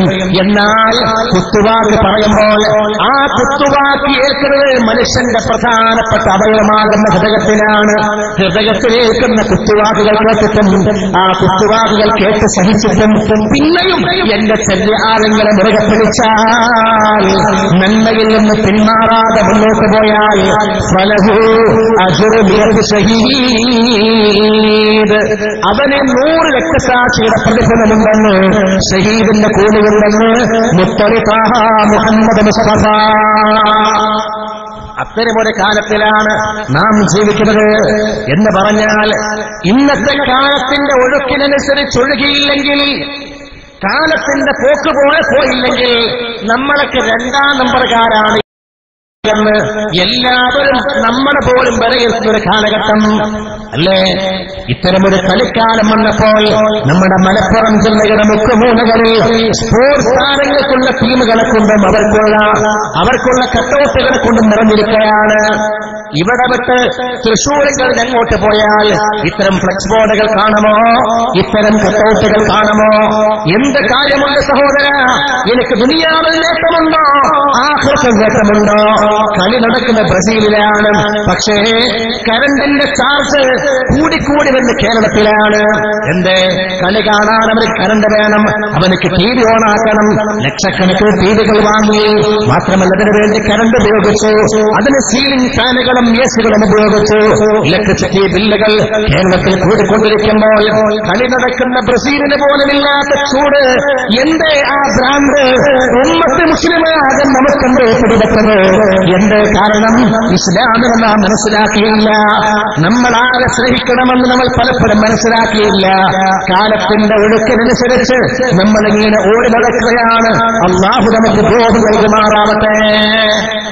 പിന്നെ മിക്ക നാടുകളിലുള്ള ഫ്ലക്സ് ബോർഡുകൾ ഒന്നെങ്കിൽ അർജന്റീനയുടേതോ അല്ലെങ്കിൽ ബ്രസീലിന്റേതോ അല്ലെങ്കിൽ അങ്ങനെയുള്ള ഏതെങ്കിലും ടീമിന്റേതായിരിക്കും. വലിയൊരു ഭാഗ്യം എന്തെന്നറിയോ? ഈ നാടുകളൊന്നും ഒരു മുസ്ലിം രാജ്യമാകാത്തൊരു ഭാഗ്യം, അല്ലെങ്കിൽ അതൊരു ജിഹാദായിട്ട് മാറുകയായിരുന്നു. അതും വലിയ പ്രശ്നങ്ങൾ സൃഷ്ടിക്കുമായിരുന്നു അല്ലേ? നമ്മൾ ആലോചിച്ച് നോക്കൂ. ഓരോ നാടുകളിൽ ചെല്ലുമ്പോ വിവിധങ്ങളായ രാജ്യങ്ങൾക്കുള്ള പ്രതിരോധനങ്ങൾ, അവർക്കുള്ള ഫ്ലക്സ് ബോർഡുകൾ, അവർക്കുള്ള കട്ടൌട്ടുകൾ വെച്ച് എന്തെന്നില്ലാത്ത ആരാധനാ മനോഭാവം മനസ്സിൽ വെച്ചു പുലർത്തുന്നവൻ ഇസ്ലാമിന്റെ പടിക്ക് പുറത്തോ അകത്തോ എന്ന് വിലയിരുത്താൻ ഉമ്മത്ത് മുസ്ലിം തയ്യാറാവണം.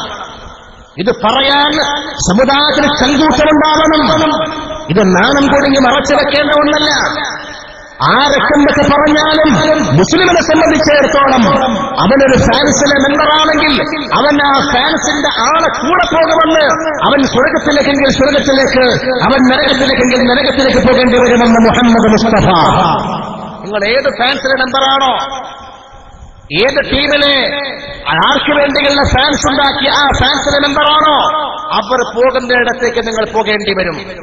കാരണം അവർ നന്മകൾ ചെയ്താൽ ആ നന്മകൾ ചെയ്യാൻ അവർക്ക് പ്രചോദനമേകിയത് നിങ്ങളുടെ പിന്തുണയാണ്. അവർ തിന്മകളാണ് ചെയ്യുന്നതെങ്കിൽ, അവർ വേണ്ടാത്തങ്ങളാണ് ചെയ്തതെങ്കിൽ ആ തിന്മകൾക്ക് വേണ്ടിയുള്ള സപ്പോർട്ട് നിങ്ങളുടെ സപ്പോർട്ടിലൂടെ കിട്ടിയതാണ്. അതുകൊണ്ട് നിങ്ങളും ആ തെറ്റ് ചെയ്യുന്നവരെ പോലെ, ആ തോന്നിവാസികളെ പോലെ നിങ്ങളും കുറ്റക്കാരാണ് എന്ന് അല്ലാഹുവിന്റെ ഹബീബ് മുഹമ്മദ് മുസ്തഫ സല്ലല്ലാഹു അലൈഹി വസല്ലം അനസ് റളിയല്ലാഹു അൻഹു പറയുന്ന റിപ്പോർട്ട് മഹാനവർ പറയുകയാണ്, റസൂലുള്ളാഹിയുടെ അടുക്കലേക്ക് ഒരു അറാബി വന്നു. ഒരു പാവം മനുഷ്യൻ നബിയോട് വന്നുകൊണ്ട് ചോദിക്കുന്നു, നബിയേ മതസ്സ, എപ്പോഴാണ് ഖിയാമത്ത് നാൾ? അനസ് റളിയല്ലാഹു അൻഹു പറയുന്നുണ്ട്, എനിക്ക് ഏറെ സന്തോഷമുള്ള ഒരു ഹദീസായത്, എനിക്ക് വല്ലാതെ സന്തോഷം കിട്ടിയ ഒരു ഹദീസാണ്. ആ സഹോദരന്റെ ചോദ്യമാണ്, എപ്പോഴാ ഖിയാമത്ത് നാൾ? റസൂൽ തിരിച്ചു ചോദിച്ചു, മാദാ അദത്തലഹാ, ഖിയാമത്ത് എപ്പോഴാണ് ചോദിക്കുന്നുണ്ടല്ലോ, എന്താണ് ഖിയാമത്തിന് വേണ്ടി ഒരുക്കി വെച്ചത്? ചോദ്യം കേട്ടാൽ കാര്യമായി ഒരുക്കി വെച്ച് കാത്തിരിക്കും പോലെ ഉണ്ടല്ലോ, എന്താണ് ഖിയാമത്തിന് വേണ്ടി ഒരുക്കി വെച്ചത്? ആ സഹോദരൻ മറുപടി പറഞ്ഞു, നബിയേ, എന്റെ മക്കൾ അധികം നിസ്കാരമൊന്നുമില്ല, ഒരുപാട് നോമ്പൊന്നുമില്ല, ഒരുപാട് നന്മകളൊന്നുമില്ല, വലാകിന്നീ ഉഹിബ്ബുല്ലാഹ വറസൂലഹു യാ റസൂലല്ലാഹ്, എനിക്ക് അല്ലാഹുവിനോടും അല്ലാഹുവിന്റെ റസൂലാകുന്ന അങ്ങയോടും വലിയ ഇഷ്ടമാണ്. അല്ലാഹുവിനോടും അങ്ങയോടുമുള്ള മഹബ്ബത്തല്ലാതെ വേറെ കാര്യമായി നിസ്കാരമോ നോമ്പോ അമലുകളോ എനിക്കില്ല എന്ന് റസൂലുള്ളാഹി തങ്ങളോട് മറുപടി പറഞ്ഞപ്പോൾ റസൂൽ മറുപടിയായി പറഞ്ഞില്ലേ, അൻത മഅ മൻ അഹ്ബബ്ത, നീ ആരെയാണോ ഇഷ്ടപ്പെട്ടത്, നിനക്ക് ആരോടാണോ മഹബ്ബത്ത്, നിനക്ക് ആരോടാണോ സ്നേഹം, നീ അവരോട് കൂടെയാണ് എന്ന് റസൂലുള്ള മറുപടി പറഞ്ഞപ്പോ അനസ് റളിയല്ലാഹു അൻഹു പറയുകയാണ്, എനിക്ക് ഏറെ സന്തോഷമുണ്ടായ ഒരു ഹദീസാണിത്. കാരണം ഞാൻ ഏറ്റവും കൂടുതൽ സ്നേഹിച്ചത് എന്റെ ഹബീബിനെയാണ്. എന്റെ കൂട്ടുകാർ സിദ്ദീഖുൽ അക്ബറാണ്, ഉമറുൽ ഫാറൂഖാണ്. അവരെ മഹബത്ത് വെച്ചാൽ അവരോട് കൂടെ പോകാൻ കഴിയുമെന്നല്ലേ റസൂൽ പറഞ്ഞത്. അതുകൊണ്ട് ഈ നബിയോട് കൂടെ സിദ്ദീഖുൽ അക്ബറിനോട് കൂടെ എനിക്കും സ്വർഗത്തിൽ പോകാൻ കഴിയുമെന്ന സൂചന ഈ ഹദീസിലുണ്ട്. അതുകൊണ്ട് എനിക്ക് വല്ലാത്ത സന്തോഷമാണ്, വല്ലാത്ത സമാധാനമാണ് എന്ന് അനസ് ഇബ്നു മാലിക് റളിയല്ലാഹു അൻഹു പറയുന്നുവെങ്കിൽ നമുക്കറിയില്ലേ സഹോദരങ്ങളെ, മനുഷ്യന് വേണ്ടി ജിന്നുകൾക്ക് വേണ്ടിയാണ് പടച്ചവൻ സ്വർഗവും നരകവും ഒരുക്കിയത്. മനുഷ്യനും ജിന്നുകളും മാത്രമേ സ്വർഗത്തിലും നരകത്തിലും പോവുകയുള്ളൂ. ബാക്കിയുള്ള ജീവികളൊന്നും സ്വർഗത്തിലേക്കോ നരകത്തിലേക്കോ പോവില്ല. ബാക്കിയുള്ള ജീവികളെയെല്ലാം ഖിസാസ് നടത്തിക്കഴിഞ്ഞാൽ, പകരം ചോദിച്ചു കഴിഞ്ഞാൽ അല്ലാഹുവിന്റെ കൽപ്പനയാണ്, കൂനൂ തുറാബാ, രണ്ടാടുകൾ ഇവിടെ നിന്ന് കുത്തുകൂടുകയാണ്. ആ രണ്ടാടിൽ നിന്ന് ഒന്ന് മറ്റതിനെ കുത്തി മലർത്തി മറ്റേ ആടിന്റെ കൊമ്പ് പൊട്ടിച്ചു. ഇവിടെ തോറ്റുപോയാൽ നാളെ അള്ളാഹുവിന്റെ കൊടിയിൽ ചെന്ന് കഴിഞ്ഞാൽ പടച്ചവൻ വീണ്ടും ഈ രണ്ട് ആടുകളെ കുത്തുകൂടിക്കുകയാണ്. കുത്തുകൂടിച്ചിട്ട് ഇവിടെ നിന്ന് തോറ്റ ആടിനെ അവിടെ നിന്ന് വിജയിപ്പിച്ചെടുത്തിട്ട് പടച്ചവൻ പറയുന്നു, ആടുകളോട് പറയുന്നു, കൂനൂ തുറാബാ, മണ്ണായി മാറാൻ. മറ്റെല്ലാ ജീവികളെയും മണ്ണാക്കി മാറ്റുമ്പോൾ മനുഷ്യനെയും ജിന്നുകളെയും പടച്ചവൻ സ്വർഗത്തിലേക്കും നരകത്തിലേക്കുമായി തരംതിരിക്കുകയാണ്. എല്ലാ ആടുകളോടും പടച്ചവൻ മണ്ണായി മാറാൻ പറയും, എല്ലാ നായകളോടും പടച്ചവൻ മണ്ണായി മാറാൻ പറയും, എല്ലാ ഒട്ടകങ്ങളോടും പടച്ചവൻ മണ്ണായി മാറാൻ പറയും. എല്ലാ ഒട്ടകങ്ങളോടും മണ്ണായി മാറാൻ പറയുമ്പോഴും ഒരൊട്ടകത്തോട് മാത്രം റബ്ബ് തആല പറയും സ്വർഗത്തിലേക്ക് പോകാൻ. അത് ഏത് ഒട്ടകമാണ്? അത് സാലിഹിന്റെ ഒട്ടകമാണെന്ന് മുഹമ്മദ് മുസ്തഫ എല്ലാ ഒട്ടകത്തോടും പടച്ചവൻ മണ്ണായി മാറാൻ പറയുമ്പോ ഒരൊട്ടകത്തോട് മാത്രം റബ്ബത്താനെ പറയും സ്വർഗത്തിലേക്ക് പോയിക്കോ. ഏതാ ഒട്ടകം? സാലിഹ് എന്ന പ്രവാചകനുമായി സ്നേഹബന്ധം കാണിച്ച ഒട്ടകം സ്വർഗത്തിലേക്ക് പോകാൻ അല്ലാഹു തആല പറയും. സകല നായകനോടും പടച്ചവൻ മണ്ണായി മാറാൻ പറയുമ്പോൾ കിത്മീർ എന്ന് വിളിക്കപ്പെടുന്ന നായയോട് മാത്രം പടച്ചവൻ പറയും സ്വർഗത്തിലേക്ക് പോകാൻ. അസ്ഹാബുൽ കഹ്ഫിന്റെ ഏഴോളം വരുന്ന അസ്ഹാബുൽ കഹ്ഫിന്റെ ഗുഹാമുഖത്ത് കിടന്നിറങ്ങിയ അവരുടെ കൂടെ കൂടിയ അവരെ സ്നേഹിച്ച നായയില്ലേ, കിത്മീർ എന്ന് പേര് വിളിക്കപ്പെടുന്ന നായയില്ലേ, ആ നായയോട് പടച്ചവൻ പറയും സ്വർഗത്തിലേക്ക് പോകാൻ. എന്താ ഈ നായക്കുള്ള ബന്ധം? ഈ നായയുടെ സ്നേഹബന്ധം മഹാന്മാരുമായി അസ്ഹാബുൽ കഹ്ഫിനോടാണ്. എല്ലാ ആടുകളോടും പടച്ചവൻ മണ്ണായി മാറാൻ പറയുമ്പോൾ ഒരു ആട്ടിൻകുട്ടിയോട് മാത്രം പടച്ചവൻ പറയും അങ്ങ് സ്വർഗത്തിലേക്ക് പോകാൻ. ഏതാ?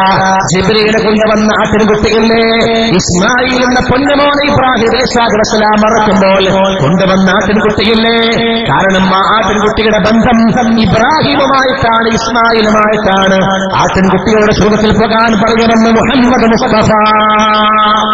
10ഓളം വരുന്ന ജീവികളെ അത് മഹാന്മാരുമായി പ്രവാചകന്മാരുമായി ബന്ധം പുലർത്തിയവരായതുകൊണ്ട് ആ ജീവികളോട് മാത്രം പടച്ചവൻ സ്വർഗത്തിൽ പോകാൻ പറയുമ്പോൾ മറ്റെല്ലാ ജീവികളോടും പടച്ചവൻ മണ്ണായി മാറാൻ പറയുന്നവെങ്കിൽ പ്രിയമുള്ളവനെ, നമ്മൾ ആരെ സ്നേഹിക്കുന്നതോ, നമ്മുടെ കൽബ് ആരുടെ കൂടെയാണോ, നമ്മുടെ മനസ്സ് ആരുടെ കൂടെയാണോ കൂടുതൽ നടക്കുന്നത്, നമുക്ക് അവരോട് കൂടെ പോകേണ്ടി വരും. അവർ നല്ലവരാണെങ്കിൽ സ്വർഗത്തിലേക്ക്, അല്ല അവർ മോശക്കാരാണെങ്കിൽ നരകത്തിലേക്ക് പോകേണ്ടി വരുമെന്ന് സയ്യിദുനാ റസൂലുള്ളാഹി സല്ലല്ലാഹു അലൈഹി വസല്ലം. മാത്രമല്ല ഇതിനുവേണ്ടി എത്ര സമയങ്ങൾ നാം ചെലവഴിക്കുന്നു, എത്ര മണിക്കൂറുകൾ നാം ചെലവഴിക്കുന്നു. രാത്രി 1.5 മണിക്ക് കളിയുണ്ടെന്ന് പറഞ്ഞാൽ ഉറക്കൊഴിഞ്ഞ് കാത്തിരിക്കുകയാണ്, ഒരു പ്രശ്നവുമില്ല. അതിനു വേണ്ടിയുള്ള സ്ക്രീനുകളും സംവിധാനങ്ങളും ഒരുക്കിയിട്ട്, അല്ലെങ്കിൽ ഉറക്കം വരാതിരിക്കാൻ, ഇടയിൽ ഉറങ്ങിപ്പോകാതിരിക്കാൻ വേണ്ടിയുള്ള സർവ്വ സംവിധാനവും ഒരു ദിവസം പോലും സുബഹിക്കെതിരെ നിസ്കരിക്കാൻ മനസ്സു വെക്കാത്തവനാണ്. അതിന് അലാറം വെച്ചാൽ പോലും വിളിച്ചാൽ പോലും എഴുന്നേക്കാത്തവനാണ്. എന്നാൽ കളി കാണാൻ വേണ്ടി 1.5 മണിക്ക് 1:15 വരെ അലാറം വെച്ച് അലാറം മുട്ടുമ്പോഴേക്ക് പെട്ടെന്ന് എഴുന്നേറ്റ് കളി ഖദാ ആവാതിരിക്കാൻ ശ്രദ്ധിക്കുന്നവനാണ്. നമ്മുടെ വിശ്വാസം അവിടെ കിടക്കുന്നു. അലിഫ് ലാം മീം ദാലികൽ കിതാബു ലാ റൈബ ഫീഹി ഹുദൽ ലിൽ മുത്തഖീൻ. നമ്മൾ പ്രത്യേകിച്ച് മനസ്സിലാക്കേണ്ട വിഷയമാണ്. മുസ്ലിം എന്ന് പറഞ്ഞാൽ തന്നെ റബ്ബിന്റെ മുകളിൽ രക്ഷപ്പെടാൻ കഴിയില്ല. ഇസ്ലാം പറയുന്ന പോലെ ജീവിക്കുന്നവരാകണം നാം. നമ്മുടെ ഈമാൻ നമ്മുടെ നേതാവായി, നമ്മുടെ എല്ലാ കാര്യങ്ങൾക്കുമുള്ള മാനദണ്ഡമായ ഖുർആൻ മാറണം. ഖുർആൻ ജീവിതത്തിന്റെ ഭാഗമായി മാറണം. പ്രിയമുള്ളവരെ, മൊബൈൽ വാട്സപ്പ് ഉണ്ട്, മൊബൈൽ ഫേസ്ബുക്ക് സൗകര്യങ്ങളുണ്ട്, എല്ലാ അത്യാധുനിക സൗകര്യങ്ങളുമുണ്ട്. ഒരു ദിവസം എങ്ങാണ്ട് നെറ്റ് കണക്ഷൻ പോയി, അല്ലെങ്കിൽ റീചാർജ് തീർന്നു പോയി, ഇന്ന് റീചാർജ് ചെയ്യാൻ കീസയിൽ പണമില്ല, ഒരു ദിവസം നെറ്റ് ഓണാക്കാൻ പറ്റിയില്ലെങ്കിൽ എന്തോ ഒരു വിഷമമാണ്. ഫേസ്ബുക്കിലെ വാർത്ത അറിഞ്ഞില്ലല്ലോ, വാട്സപ്പിൽ ആരൊക്കെ മെസ്സേജ് വിട്ടിരിക്കും, ആരൊക്കെ ചാറ്റ് ചെയ്തിരിക്കും, മനസ്സിന് വല്ലാത്ത സമാധാനക്കേടാണ്, വല്ലാത്ത രസമാണ്. ദിവസവും ആയിരക്കണക്കിന് വാട്സപ്പിന്റെ വരികൾ വായിച്ചില്ലെങ്കിൽ മനസ്സിന് സമാധാനമില്ല. ഫേസ്ബുക്കിലെ വാർത്തകൾ വായിച്ചില്ലെങ്കിൽ, അതിലെ സീനുകൾ കണ്ടില്ലെങ്കിൽ മനസ്സിന് സമാധാനമില്ല.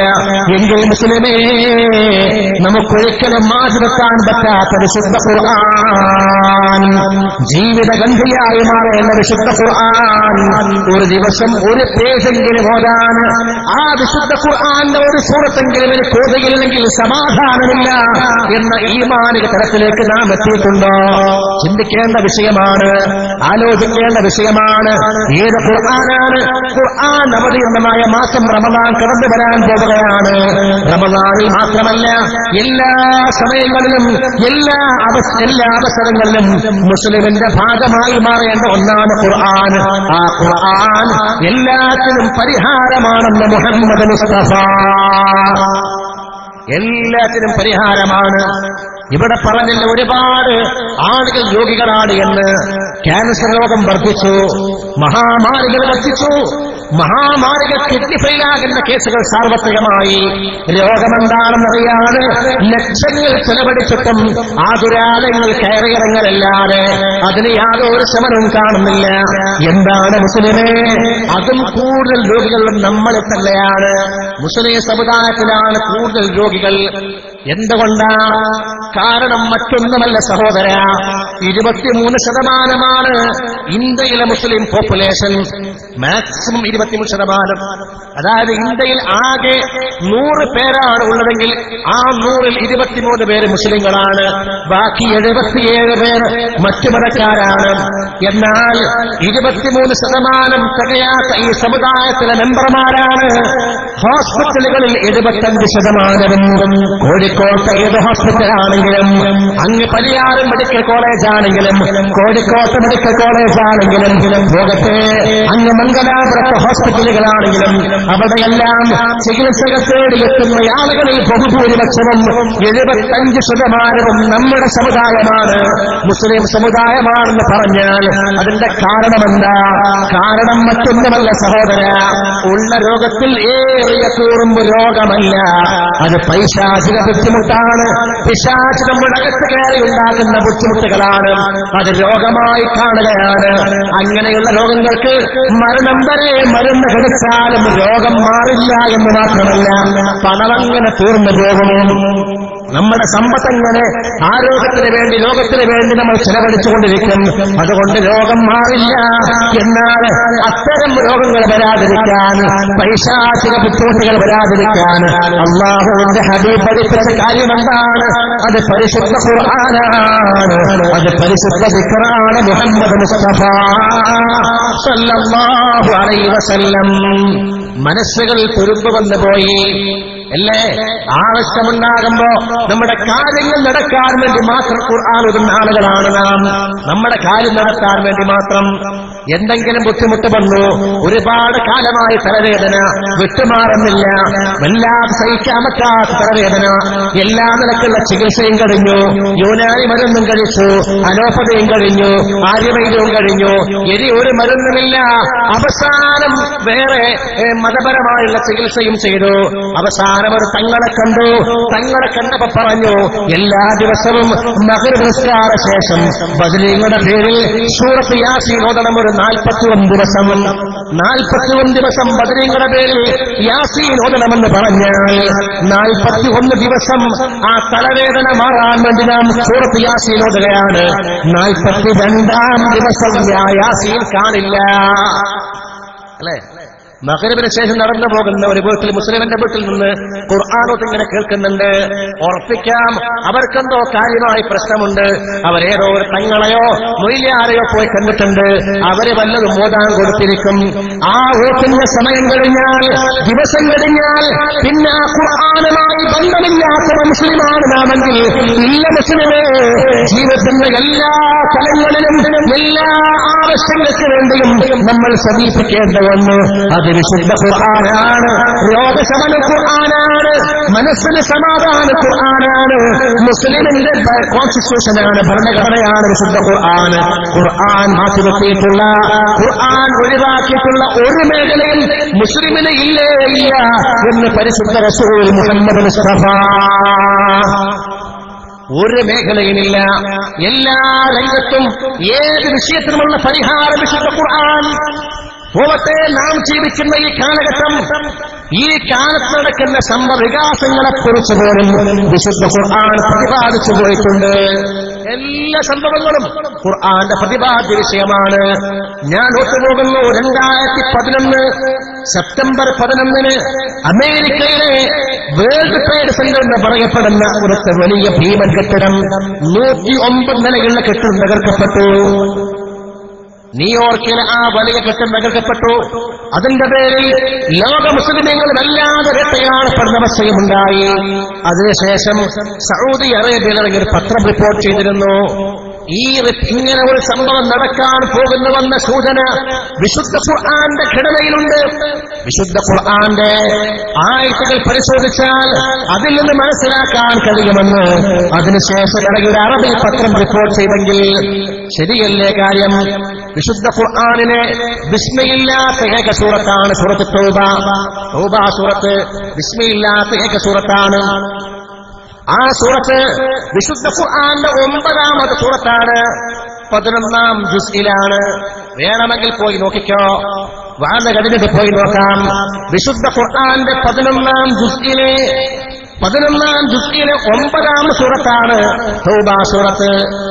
ആ തൗബ സൂറത്തിലെ 109ാമത്തെ ആയത്തുണ്ട്. അതിൽ പ്രതിപാദിക്കപ്പെടുന്ന വിഷയം ഒരു കെട്ടിടത്തിന്റെ കാര്യം തന്നെയാണ്. അല്ലാഹു സുബ്ഹാനഹു വ തആല ചോദിക്കുകയാണ്, ആരാണ് നിങ്ങളിൽ ശ്രേഷ്ഠൻ? നിങ്ങളിൽ ശ്രേഷ്ഠൻ ആരാണ്? വിശുദ്ധ ഖുർആൻ പ്രതിപാദിക്കുന്ന ആ സംഭവം 109ാമത്തെ ആയത്ത് നമ്മൾ പരിശോധിക്കണം. 9ാമത്തെ സൂറത്താണ്. 9ാം മാസമാണ് സെപ്റ്റംബർ മാസം. മാത്രമല്ല 11ാം ജുസ് ആണ്. 11ാം ജുസ് ആണ്. 2011 എന്ന് പറയുന്ന എണ്ണം സൂറത്ത് തൗബയുടെ 1ാമത്തെ ആയത്ത് മുതൽ ഓരോ ഹർഫ് എണ്ണിപ്പോന്നാൽ 109ാമത്തെ ആയത്തിന്റെ ആദ്യക്ഷരം ആ എന്നെത്തുമ്പോഴേക്ക് 2011 ഹർഫുകളായിട്ടുണ്ടാകും. 2011 അക്ഷരങ്ങൾ. 109ാമത്തെ ആയത്ത് 110 നിലയില്ല. WTCക്ക് 109 നിലയേ ഉള്ളൂ. 109 നിലയുള്ള അലാ സഫാ ജുറുഫാർ എന്ന പേരിനോട് വളരെ സമാനമായ പേരുള്ള ആ സ്ട്രീറ്റിലെ 109 കെട്ടിടം അത് തകർക്കപ്പെടാൻ പോകുന്നു എന്ന വിശുദ്ധമായ കാര്യം വിശുദ്ധ ഖുർആൻ നൂറ്റാണ്ടുകൾക്ക് മുമ്പ് മനുഷ്യകുലത്തെ പഠിപ്പിച്ചുവന്ന് ആ സംഭവത്തിന് ശേഷമാണെങ്കിലും പത്രമാധ്യമം റിപ്പോർട്ട് ചെയ്തെങ്കിൽ പരിശുദ്ധ ഖുർആൻ പറയാതെ പോയ ഒരു സംഭവമില്ല സഹോദരങ്ങളെ. നമ്മളുമായി ബന്ധപ്പെട്ട ഏത് കാര്യത്തിനുമുള്ള പരിഹാരം അതിനുള്ള നിർദ്ദേശം വിശുദ്ധ ഖുർആനിലുണ്ട്. പക്ഷേ ആ ഖുർആനുമായി ബന്ധമുള്ളവരാകണം നാം. ആ ഖുർആനുമായി ജീവിതം ക്രമീകരിക്കുന്നവരാകണം നാം. എങ്കിൽ പ്രിയമുള്ളവരെ, നമുക്കുള്ള ഖുർആനുമായുള്ള ബന്ധമെന്താ? വിശുദ്ധ റമളാൻ സമാഗതമായാൽ പോലും ഖുർആൻ എത്രമാത്രം നാം ഖത്തം തീർക്കാറുണ്ട്. ഒരു ഖത്തം പോലും തീർക്കാത്ത ആളുകളുണ്ടെന്ന് പറഞ്ഞാൽ അതായിരിക്കും ശരി. ഒരു ഖത്തം പോലും ഖുർആന്റെ വാർഷികം കൊണ്ടാടുന്ന റമളാൻ മാസം ഒരു ഖത്തം പോലും തീർക്കാത്തവരുണ്ട് എന്ന് പറഞ്ഞാൽ അതായിരിക്കും. റമളാൻ കഴിഞ്ഞിട്ടുള്ള കാര്യം പിന്നെ പറയേണ്ട ആവശ്യമില്ല.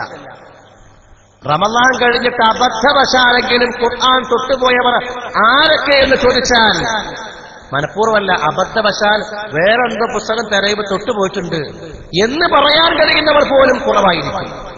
ആ നിലയ്ക്ക് വിശുദ്ധ ഖുർആനിൽ നിന്ന്, ഖുർആന്റെ പാരായണത്തിൽ നിന്ന്, ഖുർആന്റെ മനസ്സിലാക്കുന്ന വിഷയത്തിൽ നിന്ന് നാം ഏറെ പിന്നോട്ട് പോന്നു. അതിന്റെ ബുദ്ധിമുട്ടുകൾ നമ്മൾ അറിഞ്ഞുകൊണ്ടിരിക്കുകയാണ്. അതിന്റെ പ്രയാസങ്ങൾ നാം അനുഭവിക്കുകയാണ്. എന്തുകൊണ്ട് സഹോദരങ്ങളെ? ഏത് മനുഷ്യനെയും ഏത് കടകത്തി മനസ്സുള്ള ആളെയും മെഴുകുതിരി പോലെ ഉരുകിയൊലിപ്പിക്കാൻ കഴിവുള്ള കലാമാണ് അല്ലാഹുവിന്റെ കലാമാകുന്ന വിശുദ്ധ ഖുർആൻ. ഏത് മനസ്സും ഖുർആന്റെ മുന്നിൽ അലിഞ്ഞലിഞ്ഞു തീരും. ബഹുമാനപ്പെട്ട ഇസ്ലാമിക ദഅവത്തി മേഖലയിൽ പ്രവർത്തിക്കുന്ന ഒരുപാട് ആളുകൾ അവരുടെ അനുഭവങ്ങൾ പങ്കുവെച്ചിട്ട് ഞാൻ ഓർത്തുപോവുകയാണ്. അന്യമതസ്ഥരായ ആളുകൾക്ക് മുന്നിൽ ചെന്നുകൊണ്ട് വിശുദ്ധ ഖുർആൻ അതിന്റെ ശൈലിയിലും അതിന്റെ രീതിയിലും ഓതിയാൽ ആ ഖുർആന്റെ പാരായണം ഒരുപാട് കേട്ടിരിക്കുമ്പോൾ അവരുടെ മനസ്സുകളിൽ ഇങ്ങനെ മാറ്റങ്ങൾ ഉണ്ടാവുകയാണ്. പിന്നീട് ആ ഖുർആൻ എന്താണ് നമ്മൾ പഠിക്കാൻ തയ്യാറാവുകയാണ്. അങ്ങനെ വിശുദ്ധ ഖുർആൻ മനസ്സിലാക്കിയിട്ട് ഇസ്ലാമിലെ കടന്നു വരുന്ന ഒരുപാട് ആളുകളെ കുറിച്ച് ഇസ്ലാമിക പ്രബോധകന്മാരെ പോലും പറയുമ്പോൾ റസൂലുള്ളാഹിന്റെ മുമ്പിലേക്ക് വന്ന് ആരെങ്കിലും മുസ്ലിമാകണമെന്ന് പറഞ്ഞാൽ റസൂലുള്ളാഹി സ്വല്ലല്ലാഹു അലൈഹി വസല്ലമക്ക് കലിമത്തു ഷഹാദ ചൊല്ലിക്കൊടുക്കുകയല്ല ചെയ്യുക. അവരോട് അശ്ഹദു അല്ലാ ഇലാഹ ഇല്ലല്ലാഹ് എന്ന് ചൊല്ലുകയല്ല പറയുക. മറിച്ച് റസൂൽ അവർക്ക് മുമ്പിൽ ഖുർആൻ കൊടുക്കുകയാണ്. ഖുർആൻ ഖുർആന്റെ മാസ്മരികമായ ആ ശബ്ദം, അതിന്റെ ഓത്തിങ്ങനെ കേട്ടിട്ട് അവർ തന്നെ അവസാനം പറഞ്ഞു പോകും, അശ്ഹദു അല്ലാ ഇലാഹ ഇല്ലല്ലാഹ് വ അശ്ഹദു അന്ന മുഹമ്മദൻ റസൂലുള്ളാഹ്. സയ്യിദുനാ ഉമർ ഫാറൂഖ് റളിയല്ലാഹു തആല ബില്ലാൽ ധീരനല്ലേ, ഗജപോക്കരിയല്ലേ, ഉമറിനെ വെല്ലാൻ കഴിയുന്ന ഒരു ധീരൻ. അത്ര ധൈര്യമുള്ള ഒരാൾ മക്കയിൽ പിന്നെ വേറൊരാളുണ്ടായിരുന്നില്ല. അത്ര വലിയ ധൈര്യമുണ്ടായിരുന്ന ഗജപോക്കരിയായിരുന്ന ഉമർ ഫാറൂഖ്. ഇസ്ലാമിനോടും മുഹമ്മദ് നബിയോടും അനുയായികളോടും ഉമറിനുള്ള ദേഷ്യമോ സഹിക്കാൻ പറ്റാത്ത ദേഷ്യമാണ്, വല്ലാത്ത വിദ്വേഷമാണ്. എവിടെ വെച്ചും നബിയെയും അനുയായികളെയും കണ്ടാൽ അവരെ ബുദ്ധിമുട്ടിക്കുന്നയാളാണ് ഉമർ. എന്നാൽ ആ ഉമറിനെ കുറിച്ച് ഖുറൈശികൾ പോലും പറയാറുണ്ടായിരുന്നു, ലാ യുസ്ലിമു ഉമർ വഇൻ അസ്ലമ ഹിമാറു ഖത്താബ്. നബിയോടും സ്വഹാബത്തോടും കാണിച്ച ആ ദേഷ്യം കണ്ടിട്ട് ഖുറൈശികൾ പോലും പറഞ്ഞു പോകാറുണ്ട്, ഉമർ ഒരിക്കലും മുസ്ലിമാകുന്ന പ്രശ്നമില്ല. ആരൊക്കെ മതം മാറിയാലും ഉമർ മതം മാറൂല, ഉമർ മുസ്ലിമാകൂല. ഉമറിന്റെ പിതാവിന്റെ പേര് ഖത്താബ് എന്നാണ്. ഖത്താബിന്റെ മകൻ ഉമർ ഒരിക്കലും മുസ്ലിമാകില്ല. ഖത്താബിന്റെ കഴുത മുസ്ലിമായാലും ഖത്താബിന്റെ മകൻ ഉമർ മുസ്ലിമാകൂല എന്ന് ഖുറൈശികൾ ധൈര്യം പറയാറുണ്ടായിരുന്ന ഉമർ ഫാറൂഖ് മഹാനവർക്കുള്ള ഖൽബ് മാറിയതെപ്പോഴാ? ഒരു സൂറത്ത് കേട്ടപ്പോഴാണ്. സൂറത്ത് ത്വാഹ. ത്വാഹ മാ അൻസൽനാ അലൈക്കൽ ഖുർആൻ തശ്ഖാ എന്ന വിശുദ്ധമായ സൂക്തം ഇങ്ങനെ കേട്ട് അവസാന ഭാഗമെത്തുമ്പോഴേക്ക് റസൂലുള്ളാഹിന്റെ തലമുറിക്കാൻ വേണ്ടി ഓടിപ്പിടിച്ച വാളുമായി ഇറങ്ങി പുറപ്പെട്ട ഉമർ ഫാറൂഖ് ബില്ലാൽ വീരനാണ്. അബൂജഹൽ പ്രഖ്യാപിച്ചിരിക്കുകയാണ്, ആരെങ്കിലും മുഹമ്മദിന്റെ തലമുറിച്ചാൽ, മുഹമ്മദിന്റെ കഴുത്ത് മുറിച്ചാൽ അവനിക്ക് 100 വില കൂടിയ ചുവന്ന ഒട്ടകം സമ്മാനമുണ്ട്. 100 ചുവന്ന ഒട്ടകം സമ്മാനമുണ്ട്. ഉമർ മനസ്സിൽ നനച്ചു, എന്നെ വല്ലാൻ കഴിയുന്ന ഒരു ആൺകുട്ടി ഈ മക്കയിൽ ഇന്നില്ല. ഞാൻ പോയാൽ എനിക്ക് മുഹമ്മദിന്റെ തലമുറിക്കാൻ കഴിയും, കഴുത്ത് മുറിച്ച് തലയുമായി വരാൻ കഴിയും. അങ്ങനെ എനിക്ക് 100 ചുവന്നൊട്ടകം സമ്മാനം കിട്ടില്ലേ? ഇത് ചിന്തിക്കുന്ന ആ ഇനാമിൽ ആകൃഷ്ടനായ ഉമർ ഫാറൂഖ് എന്ന അന്നത്തെ മുശ്രിക്കായ മനുഷ്യൻ ഊരിപ്പിടിച്ചവാണ്. അതും 2 തലയും ഒരുപോലെ മൂർച്ചയുള്ളവാണ്, വിശത്തിലൂട്ടപ്പെട്ടവാണ്, കത്തിത്തിളങ്ങുന്നവാണ്. ആ വീളും വാള് പൊക്കിപ്പിടിച്ച് ഉമർ പുറപ്പെടുന്നു. ഹദറത്ത് റസൂലുള്ള ഇരിക്കുന്ന ദാർ അർക്കം ലക്ഷ്യമാക്കി പുറപ്പെടുകയാണ്. പക്ഷേ ഉമറിന്റെ സ്പീഡിലുള്ള പോക്ക് കണ്ടപ്പോൾ കൂട്ടുകാരൻ ചോദിച്ചു, ഉമർ എവിടേക്കാണ് പോകുന്നത്? ആ സമയത്ത് പറഞ്ഞു, മുഹമ്മദല്ലേ മുഹമ്മദ്, നമ്മൾ ആരാധിക്കുന്ന ആരാധ്യ വസ്തുക്കളെ കുറ്റം പറയുന്ന, തല്ലിപ്പറയുന്ന മുഹമ്മദല്ലേ, അവന്റെ തലമുറിക്കാൻ വേണ്ടി പോവുകയാണ് എന്ന് പറഞ്ഞപ്പോ ആ കൂട്ടുകാരൻ പറഞ്ഞു, കുടുംബക്കാരെ നന്നാക്കിയിട്ട് പോരെ മുഹമ്മദ് നന്നാക്കാൻ, സ്വന്തം പെങ്ങളെ നന്നാക്കിയിട്ട് പോരെ മറ്റുള്ളവരെ നന്നാക്കാൻ. ഉമറിന് ആദ്യം മനസ്സിലായില്ല. കാര്യം ചോദിച്ചപ്പോഴാ പറഞ്ഞത്, നിന്റെ സ്വന്തം പെങ്ങളില്ലേ ഫാത്തിമ? ഫാത്തിമ മുഹമ്മദിന്റെ ഇസ്ലാമിലെ നമ്പറാണ്. അതുകൊണ്ട് ആദ്യം പോയി കുടുംബം നന്നാക്ക്, എന്നിട്ട് മതി മറ്റുള്ളവരെ നന്നാക്കൽ. ഇത് കേട്ടപാട് സ്വന്തം പെങ്ങള് മുസ്ലിമാണെന്ന് കേട്ടപ്പോൾ ആ വാഹനം നേരെ തിരിച്ചുവിടുകയാണ് ഫാത്തിമാന്റെ വീട്ടിലേക്ക്. പ്രിയപ്പെട്ട പെങ്ങൾ ഫാത്തിമയും ഭർത്താവും പുതു മുസ്ലിമീങ്ങളാണ്. അവർ ഇസ്ലാമിലേക്ക് അടുത്തുകാലത്ത് വന്നവരാണ്. ഖബ്ബാബ് റളിയല്ലാഹു അൻഹു എന്ന് പറയുന്ന കണ്ണ് കാണാതെ സ്വഹാബി അവർക്ക് ഇങ്ങനെ ഖുർആൻ പഠിപ്പിച്ചുകൊണ്ടിരിക്കുകയാണ്. ഈ സമയത്താണ് ഉമർ ഫാറൂഖ് ആരും അറിയാതിരിക്കാൻ കഥകളടച്ച്, ആരും വിവരമറിയാതിരിക്കാൻ വീട്ടിനകത്ത് വെച്ചുകൊണ്ട് ഖബ്ബാബ് എന്ന ആ സ്വഹാബി ഈ ആണിനും പെണ്ണിനും ഭാര്യയ്ക്കും ഭർത്താവൻ ഖുർആൻ പഠിപ്പിച്ചുകൊണ്ടിരിക്കുകയാണ്. അപ്പോഴാ കഥകൾ വന്ന ഉമറിന്റെ മുട്ടൽ, വല്ലാത്ത മുട്ടൽ. ഫാത്തിമ വന്ന് നോക്കി, ആരാ മുട്ടുന്നത്, ആരാ വിളിക്കുന്നത്? ഞങ്ങൾ മുസ്ലിമായവരെ ആരെങ്കിലും അറിഞ്ഞിരിക്കുമോ? വാതിലിന്റെ വിടവിലൂടെ നോക്കുമ്പോൾ മറ്റാരുമല്ല, സ്വന്തം മകളെയാണ് മറാണ്. ഫാത്തിമാന്റെ കൽബെന്ന് പരച്ചു. എന്ത് ചെയ്യാൻ, എന്ത് പ്രതിരോധിക്കാൻ? ഫാത്തിമ വാതിൽ തുറന്നില്ല. ഖബ്ബാബെന്ന അന്ധനായ സഹാബി ഈ വിവരമൊന്നും അറിയാതെ ഖുർആൻ ഇങ്ങനെ ഓതുകയാണ്. ഈ ശബ്ദമിങ്ങനെ വാതിലിന്റെ വിടവിലൂടെ ഉമറിന്റെ കാതിൽ പതിക്കുകയാണ്. ഇതിങ്ങനെ ഒരുപാട് നേരം കേട്ടിരിക്കുമ്പോ ഉമറിന്റെ മനസ്സിൽ ഇങ്ങനെ അല്പം മയം വരികയാണ്, സോഫ്റ്റ്നെസ് വരികയാണ്. വീണ്ടും കഥകളുമുട്ടി വാതിൽ തുറക്കാൻ പറഞ്ഞു. വന്ന ഉമറിന്റെ മുഖഭാവം മാറ്റമുണ്ടെന്ന് കണ്ടപ്പോൾ ഫാത്തിമല്ലേ വാതിൽ തുറന്നു കൊടുത്തു. വാതിൽ തുറന്ന പാടെ ഫാത്തിമയെയും ഭർത്താവിനെയും ഉമർ കയറി അടിച്ചു. എന്നിട്ട് ഫാത്തിമയോട് പറഞ്ഞു, ഫാത്തിമ, ഇവിടെ വായിച്ച ഒരു ഗ്രന്ഥമുണ്ടല്ലോ, ആ ഗ്രന്ഥം എനിക്കൊന്ന് വേണം, ഞാനൊന്ന് വായിച്ചു നോക്കട്ടെ. ഫാത്തിമ പറഞ്ഞു, ലാ യമസ്സുഹു ഇല്ലൽ മുതഹ്ഹറൂൻ. ശുദ്ധിയുള്ളവർക്കേ ഖുർആൻ സ്പർശിക്കാൻ പാടുള്ളൂ, അവർക്കേ തൊടാൻ പാടുള്ളൂ എന്ന് പറഞ്ഞപ്പോ അനുസരണമുള്ള കുട്ടിയെപ്പോലെ ഉമർ പോയി കുളിച്ച് വൃത്തിയായി വരികയാണ്. വൃത്തിയായി വന്നപ്പോ ഒരു ഏട്, ഖുർആന്റെ സൂറത്ത് താഹ എന്ന ഒരു ഏട് ഉമർ കയ്യിലേക്ക് വെച്ചു കൊടുക്കുകയാണ്. ആ ഏട് ഇങ്ങനെ കയ്യിൽ വെച്ചിട്ട് ഉമർ വായിച്ചു വെക്കുകയാണ്. ബിസ്മില്ലാഹിർ റഹ്മാനിർ റഹീം. താഹ മാ അൻസൽനാ അലൈക്കൽ ഖുർആന ലിതശ്ഖാ. ഈ സൂറത്ത് ഇങ്ങനെ വായിച്ച് അവസാന ഭാഗത്തേക്ക് എത്തുമ്പോഴേക്ക് അറബി അറിയാവുന്ന അർത്ഥം മനസ്സിലാക്കുന്ന ഉമറിന്റെ കണ്ണുനീർ നിറയുകയാണ്, കണ്ണുനീർ കുമിഞ്ഞുകൂടുകയാണ്, കണ്ണുനീർ മെല്ലെ കവിൾത്തടത്തിലൂടെ ഉറ്റുകയാണ്. കണ്ണ് നിറഞ്ഞു, ഇനി ഓടാൻ കഴിയാതെ മെല്ലെ ആ ഏട് കൂട്ടിവെച്ചിട്ട് പറയുന്നു, മാഹാദാ ഖൗലുൽ ബശർ, മാഹാദാ ഖൗലുൽ ബശർ. ഇത് ഒരു മനുഷ്യന്റെ വാക്കല്ല, ഇത് മുഹമ്മദിന് പറയാൻ കഴിയുന്ന വചനമല്ല, ഇത് വല്ലാത്ത വചനമാണ്, മാസ്മരികതയുള്ള അമാനുഷികതയുള്ള കലിമത്താണ് എന്ന് പറഞ്ഞുകൊണ്ട് മെല്ലെ അവിടെ എഴുന്നേറ്റ് കൊണ്ട് പോവുകയാണ്. ഇലാ ഹദറത്ത് റസൂലുള്ളാഹിന്റെ ഹദറത്തിലേക്ക് ചെന്നു. പോകുമ്പോഴും കയ്യിൽ വാളുണ്ട്. ഈ വിവരമൊന്നും സഹാബികൾ അറിയില്ലല്ലോ. ഹംസ റളിയല്ലാഹു അൻഹു ദാർ അർക്കമിന്റെ വാതിൽക്കലുണ്ടായിരുന്നു.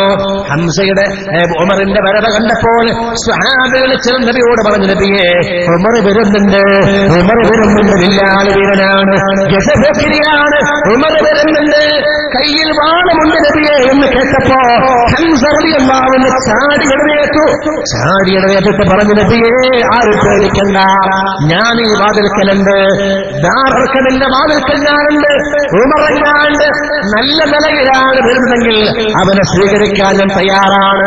അല്ല, അവൻ കളിക്കാനാണെങ്കിൽ അവന്റെ കയ്യിൽ കരുതിയ വാള് വാങ്ങിയിട്ട് അവനെ കൊല്ലാൻ, അവനെ വെട്ടാൻ ഞാൻ പ്രതിജ്ഞാബദ്ധനാണ് യാ റസൂലല്ലാഹ്. അവന്റെ കയ്യിലുള്ള വാള് വാങ്ങിയിട്ട് അവനെ ഞാൻ വകവരുത്തും. സയ്യിദ് ശുഹദാഇ ഹംസത്തുൽ കറാർ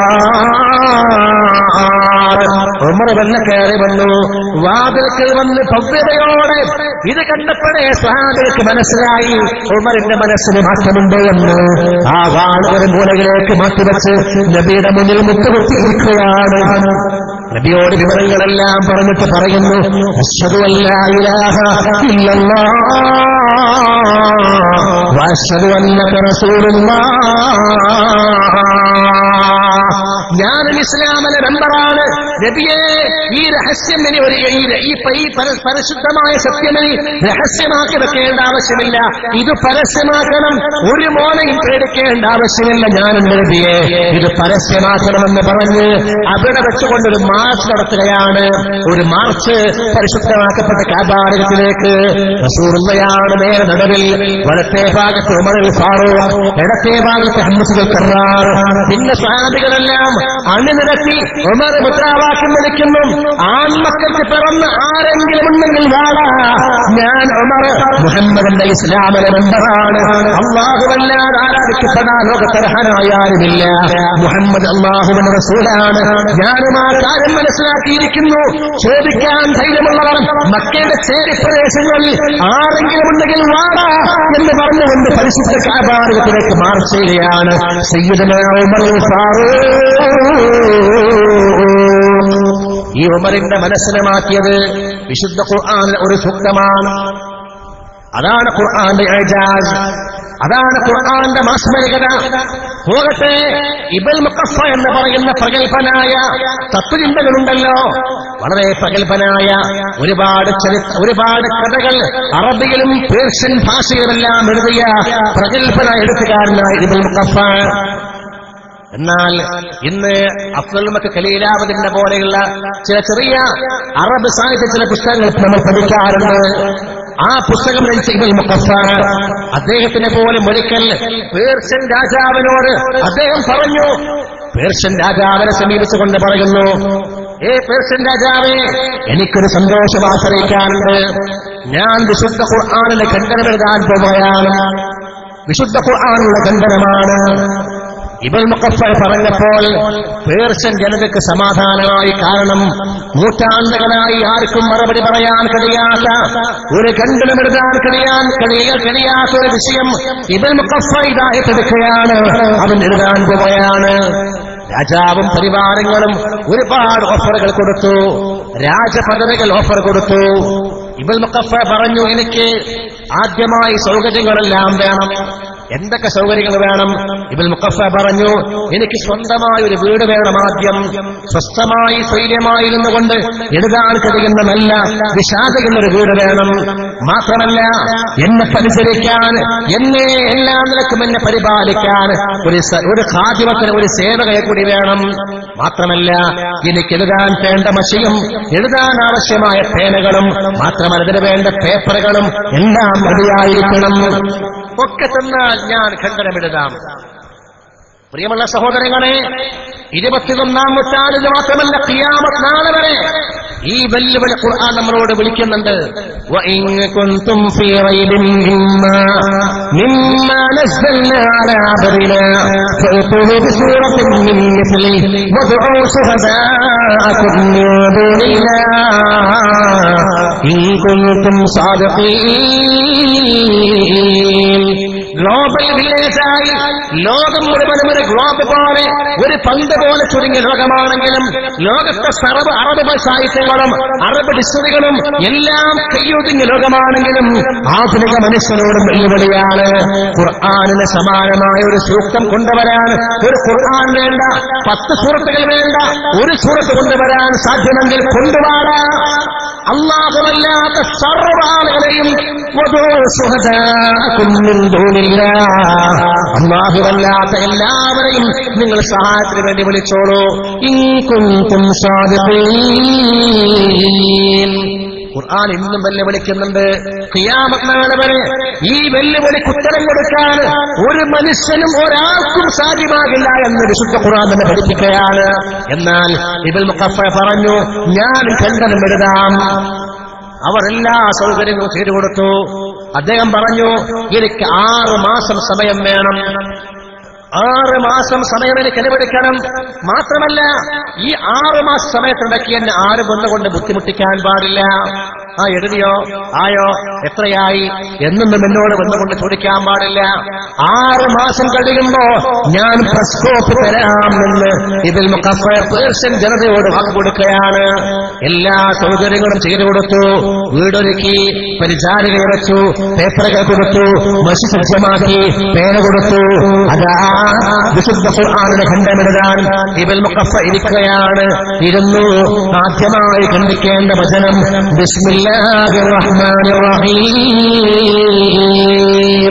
പരമകാരുണ്യകനായ കരുണാനിധിയായ അല്ലാഹുവിന്റെ പേര് കൊണ്ട് ആരംഭിക്കുന്നു എന്ന വചനത്തെയാണ് ഖണ്ഡിക്കേണ്ടത്. അത് ഖണ്ഡിക്കാൻ വേണ്ടി ഇബ്നുൽ മുഖഫ വായിച്ചു നോക്കുകയാണ്. ബിസ്മിക്ക് സമാനമായ വചനം എന്നിട്ട് അവൻ എഴുതുകയാണ്. എഴുതിയിട്ട് അയാൾക്കെന്നെ വായിക്കുകയാണ്. വായിക്കുമ്പോൾ അയാൾക്ക് തന്നെ തോന്നുന്നു, ഇല്ല, ശരിയായില്ല എന്ന്. അയാൾക്കെന്നെ പേന കൊണ്ട് മുകളിലൂടെ വരക്കുന്നു. വീണ്ടും അയാൾ എഴുതുന്നു. വീണ്ടും വായിച്ചു നോക്കുന്നു. വായിച്ചു നോക്കുമ്പോൾ ഇല്ല, ശരിയായില്ല, ബിസ്മിക്ക് സമാനമായില്ല എന്ന് മനസ്സിലാകുന്നു. അതും വരക്കുന്നു. വീണ്ടും എഴുതുന്നു. ദിവസം 1 കഴിഞ്ഞു, ആഴ്ചകൾ കഴിഞ്ഞു, മാസം 1 കഴിഞ്ഞു, 2 കഴിഞ്ഞു, 3 കഴിഞ്ഞു, 4 മാസമായി, 5 മാസം കഴിഞ്ഞ് 6 മാസം തികയേണ്ട താമസം. ആളുകൾ ഓടി വരികയാണ്. എന്റെ ലോകത്തൊരാൾക്കും ചെയ്യാൻ കഴിയാത്ത കാര്യം ഇബൻ മുഖഫ ചെയ്തിരിക്കും. അദ്ദേഹം ഞങ്ങൾക്കുള്ള നാട്ടുകാരനാണ്.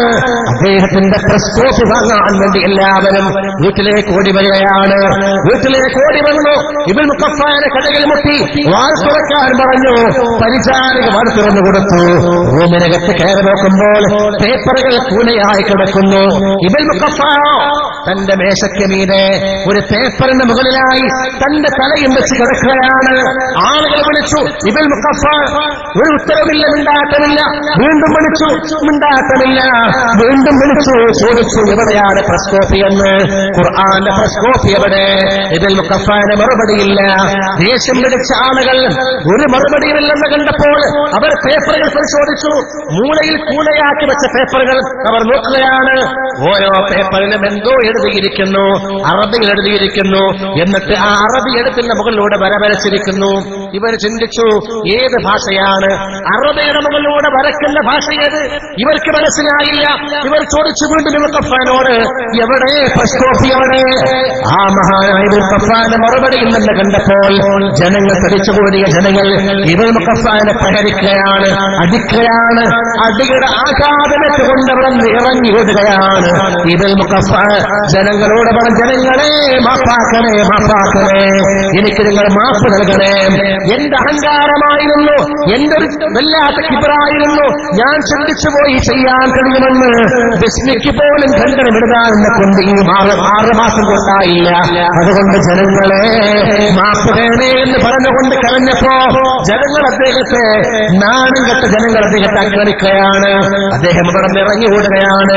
നേരെ തെരുവിലൂടെ ഓടിയിട്ട് അദ്ദേഹം ഒരു ചെറിയ പള്ളിയിൽ കയറുകയാണ്. നീഗ്രോക്കാർ താമസിക്കുന്ന ആ ഗല്ലിയിലെ പള്ളിയിൽ കയറി അദ്ദേഹം വിളിച്ചു പറഞ്ഞു, ജനങ്ങളെ എനിക്കാരെങ്കിലും സൂറത്തുർ റഹ്മാൻ ഒന്ന് ഓടിക്കേൽപ്പിക്കുമോ? അർ-റഹ്മാൻ സൂറത്ത് ആരെങ്കിലും കേൾപ്പിക്കുമോ? ആ പള്ളിയിലുണ്ടായിരുന്നൊരു കുഞ്ഞു പൈതൽ, ഒരു ചെറിയ കുട്ടി വന്നിട്ട് അർ-റഹ്മാൻ സൂറത്ത് ഓടിക്കൊടുക്കുകയാണ്. അർ-റഹ്മാനു അല്ലമൽ ഖുർആൻ ഖലഖൽ ഇൻസാന അല്ലമഹുൽ ബയാൻ. ഈ സൂറത്ത് ഇങ്ങനെ കേട്ട് അതിൽ ലയിച്ച ഇബ്നു മുഖഫ വീണ്ടും അവിടെ ഇറങ്ങി ഓടുകയാണ് തന്റെ ഉസ്താദിന്റെ പക്കലേക്ക്. വഹീദുദ്ദീൻ ഖാൻ എന്ന് പറയുന്ന ചരിത്രകാരൻ തന്റെ ഇൽമേ ജദീദ് കാ ചലഞ്ച് എന്ന് പറയുന്ന പുസ്തകത്തിൽ ഈ സംഭവം രേഖപ്പെടുത്തി വെച്ചുകൊണ്ട് തന്റെ ഉസ്താദിനെ സമീപിച്ചുകൊണ്ട് പറഞ്ഞു, ഉസ്താദേ, എനിക്ക് മാപ്പ് നൽകണം, എന്നോട് കേൾക്കണം. ഞാൻ പേശക്കാരോട് വാക്ക് കൊടുത്തിരുന്നു വിശുദ്ധ ഖുർആന് ഖണ്ഡനമെഴുതാമെന്ന്. പക്ഷേ ഖുർആന് ഖണ്ഡനമെഴുതാൻ കഴിഞ്ഞില്ല എന്ന് മാത്രമല്ല, വിശുദ്ധ ഖുർആന്റെ ബിസ്മിക്ക് പോലും ഖണ്ഡനമെഴുതാൻ എന്നെ കൊണ്ട് കഴിഞ്ഞുള്ള ഉസ്താദ്. അതുകൊണ്ട് എന്നെയുള്ള ശിഷ്ടകാലം, എന്റെ ബാക്കിയുള്ള ജീവിതകാലം ഖുർആനിന് വേണ്ടി, ഇസ്ലാമിന് വേണ്ടി ഞാൻ സമർപ്പിക്കാൻ പ്രതിജ്ഞാബദ്ധനാണ് എന്ന് പറഞ്ഞുകൊണ്ട് തന്റെ ഉസ്താദിനോട് വാക്ക് പറഞ്ഞ് തന്റെ ശിഷ്ടകാലം പഞ്ചതന്ത്ര കഥകളെല്ലാം അറബിയിലേക്കും പേർഷ്യൻ ഭാഷയിലേക്കെല്ലാം എഴുതിയ ഇബ്നു മുഖഫ തന്നെ ഖുർആന്റെ പ്രചാരകനാവുകയാണ്, ഇസ്ലാമിന്റെ പ്രചാരകനായി മാറുകയാണെങ്കിൽ പ്രിയമുള്ളവരെ നാം മനസ്സിലാക്കണം, അതാണ് വിശുദ്ധ ഖുർആൻ. ആർക്കും വിശുദ്ധ ഖുർആനിന് സമാനമായ വചനങ്ങളോ വാക്കുകളോ കൊണ്ടുവരാൻ കഴിയില്ല. വല്ലാത്ത മാസ്മരികതയാണ്. ഏത് മനസ്സും ഏത് ഹൃദയവും ആ ഖുർആന്റെ മുമ്പിൽ മെഴുകുതിരി പോലെ ഉരുകി ഒലിക്കും. അവിടെ ഏത് പാറ മനസ്സാണെങ്കിലും ഏത് ഉറച്ച മനസ്സാണെങ്കിലും വിശുദ്ധ ഖുർആന്റെ മുമ്പിൽ മെഴുകുപോലെ മഞ്ഞുപോലെ ഉരുകിത്തീരും. ഇത് വിശുദ്ധ ഖുർആന്റെ മാത്രം പ്രത്യേകതയാണ്. പാപങ്ങൾ ചെയ്ത് ദോഷങ്ങൾ ചെയ്ത് ഹൃദയങ്ങൾ കറുത്തുപോയവരാണെങ്കിലും വിശുദ്ധ ഖുർആൻ നിത്യമായി ഓടുന്ന ശീലമുണ്ടായാൽ ഇസ്ലാമിനോട്, വിശുദ്ധമായ ദീനീ കാര്യങ്ങളോട് നമുക്ക് വല്ലാത്തൊരു പ്രതിപത്തിയും ബന്ധവും ഉണ്ടാകും. അതില്ലല്ലോ നമുക്ക് ദിവസം ഖുർആൻ ഓതുന്ന ഒരു ശീലം. അതെ, തുരുമ്പ് പിടിച്ചുപോയ ഹൃദയം, ആ തുരുമ്പ് പിടിച്ചുപോയ ഹൃദയത്തെ ശുദ്ധീകരിക്കാൻ 2 വഴികളാണെന്ന് മുഹമ്മദ് മുസ്തഫ. ദിക്റുല്ലാഹി വതിലാവത്തുൽ ഖുർആൻ. ഉപയോഗശൂന്യമായിട്ട് ഇരുമ്പ് മഴ കൊണ്ടാൽ വെള്ളം തട്ടിയാൽ തുരുമ്പ് പിടിക്കില്ലേ? അതുപോലെ റസൂൽ പറയുകയാണ്, മനുഷ്യ ഹൃദയങ്ങൾക്കും തുരുമ്പ് വരും, ഹൃദയങ്ങളും തുരുമ്പ് പിടിക്കും. എന്നാൽ വമാ ജലാഉഹാ, തുരുമ്പ് പിടിച്ച് ഹൃദയത്തെ ശുദ്ധീകരിക്കാൻ എന്താണ് വഴി, എങ്ങനെ ശുദ്ധീകരിക്കാൻ എന്ന് ചോദിച്ചപ്പോ റസൂൽ പറഞ്ഞു കൊടുത്തു, രണ്ട് വഴിയാണ്. ഒന്ന് വിശുദ്ധ ഖുർആൻ ഓതലാണ്, രണ്ട് അല്ലാഹുവിനെ ഓർക്കലാണെന്ന് സയ്യിദുനാ മുഹമ്മദ് മുസ്തഫ. വിശുദ്ധ ഖുർആൻ ശുദ്ധീകരിക്കപ്പെടാൻ, വിശുദ്ധ ഹൃദയം ശുദ്ധീകരിക്കപ്പെടാൻ അല്ലാഹുവിന്റെ റസൂൽ പഠിപ്പിച്ച മാർഗം ഖുർആൻ ഓതുക. പാപങ്ങൾ ചെയ്ത് കറുത്തുപോയ മനസ്സിന്റെ ഉടമകളാണെങ്കിലും ആ പാപങ്ങളിൽ നിന്ന്, തെറ്റുകളിൽ നിന്ന് മടങ്ങി അല്ലാഹുവിലേക്ക് മടങ്ങി നല്ലവരാകാൻ ബോധമുണ്ടാകണോ, വിശുദ്ധ ഖുർആന്റെ ആളുകളായി നാം മാറണം. അതിന് പറ്റിയ ഒരു മാസമാണ് ഷഹ്റു റമളാനാണ്. പ്രിയമുള്ള മുഅ്മിനീങ്ങളെ, സഹോദര സഹോദരിമാരെ, നമ്മിലേക്ക് കടന്നു വരാൻ പോകുന്നത് എന്തിനും ഏതിനുമുള്ള പ്രശ്നപരിഹാര ഖുർആനല്ലേ. ദുനിയാവിൽ രക്ഷപ്പെടാൻ, ദുനിയാവിലെ പ്രശ്നങ്ങൾ തീരാൻ, രോഗശമനത്തിന് വേണ്ടിയുള്ള ആയാത്തു ശിഫ. നേരത്തെ ബഹുമാനപ്പെട്ട തങ്ങളവറുകൾ, ഹമീദ് അലി ശിഹാബ് തങ്ങളവറുകൾ അദ്ദേഹത്തിന്റെ കയ്യിലേക്ക് 3 തേൻകുപ്പികൾ കൊടുത്തിട്ട് ഒന്ന് മന്ത്രിക്കുന്നത് പറഞ്ഞപ്പോൾ ഞാൻ മനസ്സിലാക്കുന്നു 7 ആയത്തുകളാണ് അദ്ദേഹം മന്ത്രിച്ചൂടിയത്. ഖുർആനിലെ 7 ആയത്തുകൾ. മനുഷ്യന്റെ ഏത് രോഗവും മാറ്റാൻ വിശുദ്ധ ഖുർആന്റെ ആയത്തുകളെ കൊണ്ട്, അതിന്റെ സൂറത്തുകളെ കൊണ്ട് സാധിക്കുമെന്ന് പരിശുദ്ധ റസൂൽ മുഹമ്മദ് മുസ്തഫ. وَنُنَزِّلُ مِنَ الْقُرْآنِ مَا هُوَ شِفَاءٌ وَرَحْمَةٌ لِلْمُؤْمِنِينَ. ഖുർആനിൽ നാം അവതരിപ്പിക്കുന്നു മാ ഹുവ ശിഫാഉൻ, അത് രോഗശമനമാണ്, അത് ശിഫയാണ്. വറഹ്മത്തുൻ, കാരുണ്യമാണ്, എല്ലാവർക്കുമല്ല. ലിൽ മുഅ്മിനീൻ, മുഅ്മിനീങ്ങൾക്ക് ശമനമാണ്, വിശ്വാസികൾക്ക് ശമനമാണ്. ഈമാൻ നമ്മിലുണ്ടോ, ഖുർആൻ നമുക്ക് ശമനമാണ്. ഈമാൻ വേണം. ലാ റൈബ ഫീഹി ഹുദൽ ലിൽ മുത്തഖീൻ. ഖുർആൻ മുത്തഖീകൾക്ക് വഴികാട്ടുന്ന ഗ്രന്ഥമാണ്. എല്ലാവർക്കും വഴി കാണിക്കില്ല, എല്ലാവരെയും ഖുർആൻ നന്നാക്കുകയില്ല. യുദല്ലു ബിഹി കസീറാ വയഹ്ദി ബിഹി കസീറാ. ഖുർആൻ കൊണ്ട് അനവധി ആളുകൾ വഴികേടിലാകും, ഒരുപാട് ആളുകൾ നന്നാവുകയും ചെയ്യുമെന്ന് വിശുദ്ധ ഖുർആൻ. മലയാളത്തിലുമാകും. ചേകന്നൂര് പിഴച്ചുപോയി. ഖുർആനാണ് അയാൾ പറഞ്ഞിരുന്നത്. ഖാദിയാനികളിൽ നിന്നും എഴുതിവിടുന്നു, പറഞ്ഞുവിടുന്നു ഖുർആനിലെ സൂക്തങ്ങൾ, ആയത്തുകൾ. അവർ കാഫറുകളാണ് എന്ന് ലോക പണ്ഡിതന്മാർ ഇവിടെ പറഞ്ഞ കാര്യമാണ്. അവർ ഓതുന്നതും പറയുന്നത് ഖുർആനാണ്. ഖുർആൻ ഓതുക എന്നുള്ളതല്ല. മനസ്സിൽ തഖ്വയുണ്ടോ, വിശ്വാസമുണ്ടോ, ഈമാനുണ്ടോ, എങ്കിലേ ഖുർആൻ ഫലപ്പെടുകയുള്ളൂ. الذين يؤمنون بالغيب ويقيمون الصلاة ومما رزقناهم ينفقون. ആരാമത്തങ്ങൾ അല്ലദീന യുഅ്മിനൂന ബിൽ ഗൈബ്, കാണാതെ തന്നെ മറഞ്ഞിരിക്കെ തന്നെ അല്ലാഹുവിൽ വിശ്വാസമർപ്പിക്കുന്നവർ. കണ്ടാലേ വിശ്വസിക്കുമെന്നല്ല, അല്ലാഹു പറഞ്ഞാൽ അത് കണ്ടില്ലെങ്കിലും അല്ലാഹു പറഞ്ഞാൽ, റസൂൽ പറഞ്ഞാൽ ഞാൻ വിശ്വസിക്കും. الذين يؤمنون بالغيب ويقيمون الصلاة, നിസ്കാരം മുറപോലെ നിർവഹിക്കുന്നവർ. ومما رزقناهم ينفقون, നാം നൽകിയ സമ്പത്തിൽ ചെലവഴിക്കുന്നവർ. ഇവരൊക്കെയാ മുത്തഖീങ്ങൾ. അല്ലാഹുവിനെ, അല്ലാഹു പറഞ്ഞ കാര്യങ്ങളെ കണ്ടില്ലെങ്കിൽ തന്നെ മറഞ്ഞിരിക്കുന്ന വസ്തുക്കളെ വിശ്വസിക്കുന്നവർ. ويقيمون الصلاة ومما رزقناهم ينفقون, നിസ്കാരം മുറപോലെ സത്യമായും കൃത്യമായും നിർവഹിക്കുന്നവർ. അല്ലാഹു നൽകിയ സമ്പത്തിൽ നിന്ന് അല്ലാഹുവിന് വേണ്ടി ചെലവഴിക്കുന്നവർ, ദാനം ചെയ്യുന്നവർ, സകാത്ത് കൊടുക്കുന്നവർ, അവരാണ് മുത്തഖീങ്ങൾ. വല്ലദീന യുഅ്മിനൂന ബിമാ ഉൻസില ഇലൈക വമാ ഉൻസില മിൻ ഖബ്ലിക വബിൽ ആഖിറതി ഹും യൂഖിനൂൻ. അങ്ങേക്കും അങ്ങയുടെ മുമ്പുള്ള പ്രവാചകന്മാർക്കും നാം ഇറക്കിക്കൊടുത്ത കിതാബുകളിൽ, ഗ്രന്ഥങ്ങൾ വിശ്വസിക്കുന്നവരാണവർ. വബിൽ ആഖിറതി ഹും യൂഖിനൂൻ, ആഖിറത്തിനെ കുറിച്ച്, മരണാനന്തര ജീവിതത്തിലെ ബർസഖിയായ ലോകം കഴിഞ്ഞാലുള്ള ആഖിറം എന്ന ലോകത്തെക്കുറിച്ച് അവർ നന്നായി വിശ്വസിക്കുന്നവരാണ്, ഉറച്ചു വിശ്വസിക്കുന്നവരാണ്. അവർക്ക് വിശുദ്ധ ഖുർആൻ വഴികാട്ടിയാണ്, ഹുദയാണ് എന്ന് വിശുദ്ധ ഖുർആൻ തന്നെ പഠിപ്പിക്കുകയാണ്. എല്ലാവർക്കുമില്ല. അതുപോലെ മുഅ്മിനീങ്ങൾക്ക് വിശുദ്ധ ഖുർആൻ ശിഫയാണ്. ഓരോ മരുന്നും ഫലം ചെയ്യാൻ ആ മരുന്നിന്റെ പഥ്യം സ്വീകരിക്കണം. അലോപ്പതി മരുന്ന് ഫലം കിട്ടാൻ അലോപ്പതി മരുന്നിന്റെ പഥ്യം എന്തോ അത് ചെയ്യാൻ നാം സ്വീകരിക്കണം. ആര്യവൈദ്യ മരുന്ന് ഫലിക്കാൻ ആര്യവൈദ്യ മരുന്നിന്റെ പഥ്യം നാം സ്വീകരിക്കണം. ആര്യവൈദ്യ മരുന്നിന്റെ പഥ്യം കുറച്ച് സ്ട്രോങ് ആണ്, പക്ഷേ അലോപ്പതി അത്ര സ്ട്രോങ് അല്ല. ഒന്നുണ്ട്, പക്ഷെ ഇറച്ചി മീൻ ശ്രദ്ധിച്ചാൽ മതി, വേറെ പ്രശ്നമൊന്നുമില്ല. ഒരാൾ ചിന്തിച്ചു, ആര്യവൈദ്യ മരുന്നിന് കുഴപ്പമൊന്നുമില്ല, ഇംഗ്ലീഷ് മരുന്നാണ് ഇതിന് ഒരുപാട് പ്രശ്നങ്ങൾ പലരും പറഞ്ഞിട്ടുണ്ട്, അതിന് ഒരുപാട് സൈഡ് എഫക്ട് ഉണ്ട് എന്നാണ് ഒരാൾ തീരുമാനിക്കണം. ആര്യവൈദ്യ മരുന്ന് കുഴപ്പങ്ങളൊന്നും തടിക്കെന്തായാലും കേടില്ല, അതുകൊണ്ട് മരുന്ന് എന്തായാലും ആര്യവൈദ്യ മരുന്നാവട്ടെ. പക്ഷെ അതിന് പഥ്യം ഇച്ചിരി ബുദ്ധിമുട്ടാണ്, അതുകൊണ്ട് പഥ്യം അലോപ്പതി മരുന്നിന്റെ പഥ്യം. കഴിക്കണ മരുന്നോ ആര്യവൈദ്യ മരുന്ന്, കാര്യമുണ്ടാവോ? അലോപ്പതി മരുന്നിന്റെ പഥ്യവും മരുന്ന് ആര്യവൈദ്യമായതുകൊണ്ട് വല്ല ഫലമുണ്ടോ? അത് പ്രകാരം വിശുദ്ധ ആത്മീയമായ ചികിത്സയാകുന്ന ദിക്റുകളും ഖുർആനും കൊണ്ടുള്ള ചികിത്സ ഫലം ചെയ്യാൻ ആത്മീയമായി നാം നല്ലവരാകണം, നാം വിശ്വാസികളാകണം. വിശ്വാസമുണ്ടോ? അല്ലാഹുവിന്റെ ഹബീബ് നബിയുനാ മുഹമ്മദ് മുസ്തഫ തങ്ങൾക്കെതിരിൽ ലബീദ് ബിൻ ആസമും 2 പെൺമക്കളും കൂടി ചെയ്ത സിഹർ, ആ സിഹറിനെ ബാത്തിലാക്കിയത് വിശുദ്ധ ഖുർആനിൽ 2 സൂറത്തുകളെ കൊണ്ടാണ്.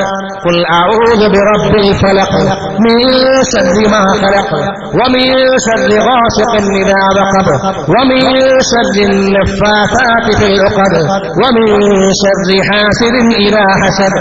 ബിസ്മില്ലാഹിർ റഹ്മാനിർ റഹീം.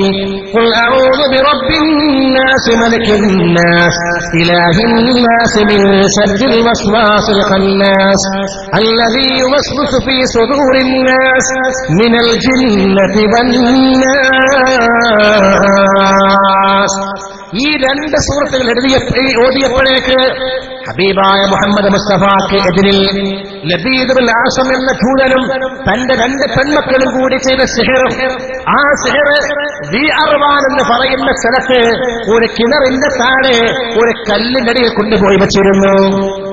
ആ കല്ലിന്റെ അടിയിൽ കൊണ്ടുപോയി വെച്ച ആ സിഹറിനെ എടുത്തുകൊണ്ടുവരാൻ അലി റളിയല്ലാഹു അൻഹുവിനെയും യാസിർ റളിയല്ലാഹു അവർ ഉൾക്കൊള്ളുന്ന 3 സഹാബികളെ പറഞ്ഞുവിട്ട് ആ കിണറ്റിലേക്ക് ഇറങ്ങാൻ പറഞ്ഞ് ആ കല്ലിന്റെ താഴെ നിന്ന് ആ സിഹർ ചെയ്യപ്പെട്ട ആ സാധനങ്ങൾ കൊണ്ടുവരാൻ പറയും.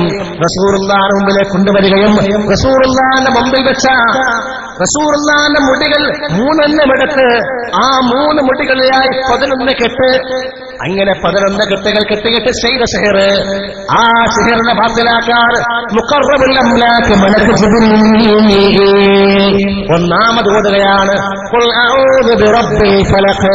ഒരു ആയത്ത് ഓതിയപ്പോൾ ഒരു കെട്ടരികയാണ് മിൻ ശർരി മാ ഖലഖ്, രണ്ടാമത്തെ കെട്ടുമടികയാണ് വമിൻ ശർരി ഗാസിഖിൻ ഇദാ വഖബ്, മൂന്നാമത്തെ കെട്ടഴിയുന്നു വമിൻ ശർരി നഫ്ഫാതാതി ഫിൽ ഉഖദ്, നാലാം കെട്ടുമഴിഞ്ഞു വമിൻ ശർരി ഹാസിദിൻ ഇദാ ഹസദ്, 5 കെട്ടഴിഞ്ഞു. ബിസ്മില്ലാഹിർ റഹ്മാനിർ റഹീം. ഖുൽ അഊദു ബിറബ്ബിൻ നാസ്, 6ാമത്തെ കെട്ടഴിഞ്ഞു മലിക്കിൻ നാസ്, 7 അഴിഞ്ഞു ഇലാഹിൻ നാസ്, 8 അഴിഞ്ഞു മിൻ ശർരിൽ വസ്വാസിൽ ഖന്നാസ്, 9 അഴിഞ്ഞു അല്ലദീ യുവസ്വിസു ഫീ സുദൂരിൻ നാസ്, 10ാമത്തെ കെട്ടുമഴിഞ്ഞു മിനൽ ജിന്നതി വന്നാസ്, മുടിയിൽ കെട്ടിയ 11ാമത്തെ കെട്ടും അഴിഞ്ഞു. ആ സിഹറിന്റെ കെട്ടുകളെല്ലാം അഴിഞ്ഞു. റസൂലുള്ളാഹിക്ക് അതുവരെ ഉണ്ടായിരുന്ന ചില വിഷമങ്ങളെല്ലാം തീർന്ന് പൂർണ്ണ സമാധാനമുണ്ടായി എന്ന് ഹദീസ് രേഖപ്പെടുത്തുകയാണ്, ഇമാം ബുഖാരി രേഖപ്പെടുത്തിയിരിക്കുകയാണ്. 2 സൂറത്തുകൾ നമ്മൾ എപ്പോഴും ഓതുന്ന ഒന്നാണ് അല്ലെ, പക്ഷേ അതിന്റെ ഫലം പലപ്പോഴും നമുക്ക് കിട്ടുന്നില്ല. സൂറത്തുൽ ഫാത്തിഹ ദാഉൻ മിൻ കുല്ലി സും, എല്ലാ ദശത്തിനും ഏറ്റവും വലിയ മരുന്നാണ് സൂറത്തുൽ ഫാത്തിഹ എന്ന് മുഹമ്മദ് മുസ്തഫ. ഫാത്തിഹ സൂറത്ത് മന്ത്രിച്ചിട്ട് വിഷമിറങ്ങിയ സംഭവം ഇമാം ബുഖാരി ഉദ്ധരിച്ചിട്ടുണ്ട്. ഒരു ഫാത്തിഹയുടെ കയറിയ വിഷം ശരീരത്തിനകത്ത് കയറി ശിരകളിലോടി മരണത്തോട് മല്ലിടുന്ന ഗ്രാമത്തലവൻ അദ്ദേഹത്തിന്റെ മുമ്പിൽ ചെന്നുകൊണ്ട് ബഹുമാനായ സ്വഹാബി വര്യൻ ഒരു സൂറത്തുൽ ഫാത്തിഹ ഓതിയപ്പോഴേക്ക് അയാൾക്കുള്ള വിഷമിറങ്ങി, ഗ്രാമത്തലവന്റെ വിഷമിറങ്ങി, അരോഗതകാത്രനായി 30ഓളം ആടുകളെ സമ്മാനമാക്കി കൊടുക്കുകയാണ് ഗ്രാമത്തലവൻ ഈ സഹാബിക്ക്. 30ഓളം ആടുകളെ ഇമാം ബുഖാരി ഉദ്ധരിച്ചിട്ടുണ്ട് ഈ ഹദീസ്. നിഷേധിക്കാൻ സാധ്യമല്ല. എന്ന് പറഞ്ഞാൽ ഏത് വലിയ വിഷത്തിനും ഏത് വലിയ രോഗത്തിനുമുള്ള പ്രതിവിധി, അതിന്റെ പരിഹാരം വിശുദ്ധ ഖുർആനാണ്. ഒന്നുകൂടി ഞാൻ പറഞ്ഞുകൊണ്ട് അവസാനിപ്പിക്കാം. എന്റെ പ്രിയപ്പെട്ട ഉമ്മമാരെ, ഇന്ന് ജീവിതം ഏറ്റവും വലിയ സമാധാനക്കേടിലാണ്, അശാന്തി പടരുകയാണ്. ഉണ്ടാക്കുന്ന സമ്പാദ്യം മുഴുവൻ ലോകത്തിന് വേണ്ടി ചികിത്സിക്കാനേ ഉള്ളൂ. അല്ല, ഉണ്ടാക്കുന്ന കോടിക്കണക്കിന് രൂപ മുഴുവനും ചെലവഴിച്ചിട്ട് ആ രോഗം തിരിച്ചു പിടിക്കാൻ കഴിയാതെ അവസാനം മരണത്തിന് മുമ്പിൽ കീഴടങ്ങുന്ന ചിത്രങ്ങളാണ് നാം കാണുന്നത്. എങ്ങനെ നോക്കിയാൽ വിഷമങ്ങൾ, പ്രയാസങ്ങൾ. സൂപ്പർ സ്പെഷ്യാലിറ്റി ഹോസ്പിറ്റലുകൾ, ഹൈപ്പർ സ്പെഷ്യാലിറ്റി ഹോസ്പിറ്റലുകൾ കൂടിക്കൂടി വരികയാണ്. മനുഷ്യന്റെ ആരോഗ്യം സംരക്ഷിക്കാൻ, ആരോഗ്യമുള്ള സമൂഹത്തെ പടുത്തുയർത്താൻ ഇന്ന് സൂപ്പർ സ്പെഷ്യാലിറ്റി വരുമ്പോൾ ആരോഗ്യം തകർന്നേ പോവുകയാണ്. ആരോഗ്യത്തിന്റെ ഗ്രാഫ് താഴോട്ട് വരികയാണ്. എന്തുകൊണ്ടാണ് പ്രിയമുള്ളവരെ? ഇന്നലകളിൽ ഈ സൗകര്യങ്ങളൊന്നുമില്ല. ഇന്നലെയുള്ള കാലത്ത് ഇങ്ങനെയുള്ള വിഷമങ്ങളും ഉണ്ടായിരുന്നില്ല. ഇന്നോ സൗകര്യങ്ങളേറെയാണ്, പക്ഷേ എല്ലാ നിലക്കുള്ള വിഷമങ്ങൾ കൂടുന്നു. അതേ സഹോദര, കാരണം മറ്റൊന്നുമല്ല. ഇന്നലെയുള്ള പ്രിയപ്പെട്ട സഹോദരി അടുക്കളയിലെ എല്ലാ ജോലിയും ചെയ്യണം.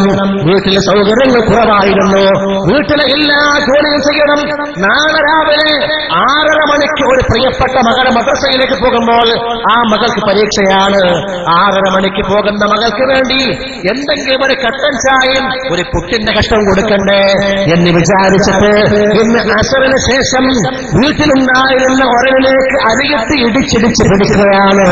അങ്ങനെ പിടിച്ചുണ്ടാക്കിയിട്ട് ആ അരി കരിച്ചുണ്ടാക്കിയിട്ട് നാളെ രാവിലെ അതിരാവിലെ എഴുന്നേറ്റ് അതോ അടുപ്പിൽ ചെന്നാൽ ഒരുപാട് നേരം മൂടിയിട്ട് വേണം ഒന്ന് തീ പിടിച്ചു കിട്ടാൻ. ആ അടുപ്പിൽ കൂടിയിട്ട് അവിടെ വെള്ളം വെച്ച് ചായ ഉണ്ടാക്കിയിട്ട് മാത്രമല്ല പുട്ടുണ്ടാക്കിയിട്ട് 6:15 പ്രിയപ്പെട്ട മോളെ മദ്രസയിൽ പറഞ്ഞു വിട്ട ഉമ്മ ഇന്നോ ഒരു ജോലിയും കാര്യമായി പെണ്ണിലില്ല. എല്ലാ ജോലിയും മെഷീനെ ഏൽപ്പിച്ചു. ഇന്നലെ മഴയൊക്കെ പെയ്താ പിന്നെ പറയേണ്ട ആവശ്യമില്ല. വിറകാണെങ്കിൽ നനഞ്ഞു പോയിരിക്കും, ഉണങ്ങിയ വിറകില്ല. മണിക്കൂറെങ്കിലും അടുപ്പിലൂതിയാലേ ഒന്ന് തീ പിടിച്ചു കിട്ടു. ഇന്ന് ഇലക്ട്രിക് അടുപ്പുകളാണ്. ഇന്ന് മാത്രമല്ല ഗ്യാസിന്റെ അടുപ്പാണ്. ഒക്കെ ലൈറ്റ് കൊണ്ട് ഒന്ന് അമർത്തുമ്പോഴേക്ക് കത്തുകയാണ്. സൗകര്യങ്ങൾ കൂടി, എല്ലാ സൗകര്യങ്ങൾ കൂടിയെങ്കിലും പ്രിയമുള്ളവരെ ഇന്നുള്ള പെണ്ണിന് ആരോഗ്യമില്ല, ഇന്നുള്ള ആണിന് ആരോഗ്യമില്ല, സമാധാനമില്ല, വിഷമങ്ങൾ കൂടിക്കൂടി വരികയാണ്. ഇന്നലകളിലെ സഹോദരിമാർക്ക് സമാധാനമുണ്ട്, സ്വസ്ഥതയുണ്ട്, അവർക്ക് എല്ലാ നിലക്കുള്ള സ്നേഹബന്ധവും സന്തോഷമുണ്ടായിരുന്നു. എന്തുകൊണ്ടാണ്? കാരണം മറ്റൊന്നുമല്ല പ്രിയമുള്ളവരെ, അടുക്കളയിൽ ജോലി എടുക്കുമ്പോഴും അസുരന് ശേഷം അരിയടിക്കുമ്പോഴും അരിയടിക്കുന്ന ഉമ്മയുടെ നാക്കിലൂടെ അമ്മയിലിട്ട് തേങ്ങ അരയ്ക്കുമ്പോഴും ആ ഉമ്മയുടെ നാക്കിലൂടെ വന്ന വചനങ്ങൾ സൂറത്ത് യാസീനാണ്, വാഖിഅ സൂറത്താണ്, അർ-റഹ്മാൻ സൂറത്താണ്, തബാറക്കൽ മുൽക്ക് സൂറത്താണ്.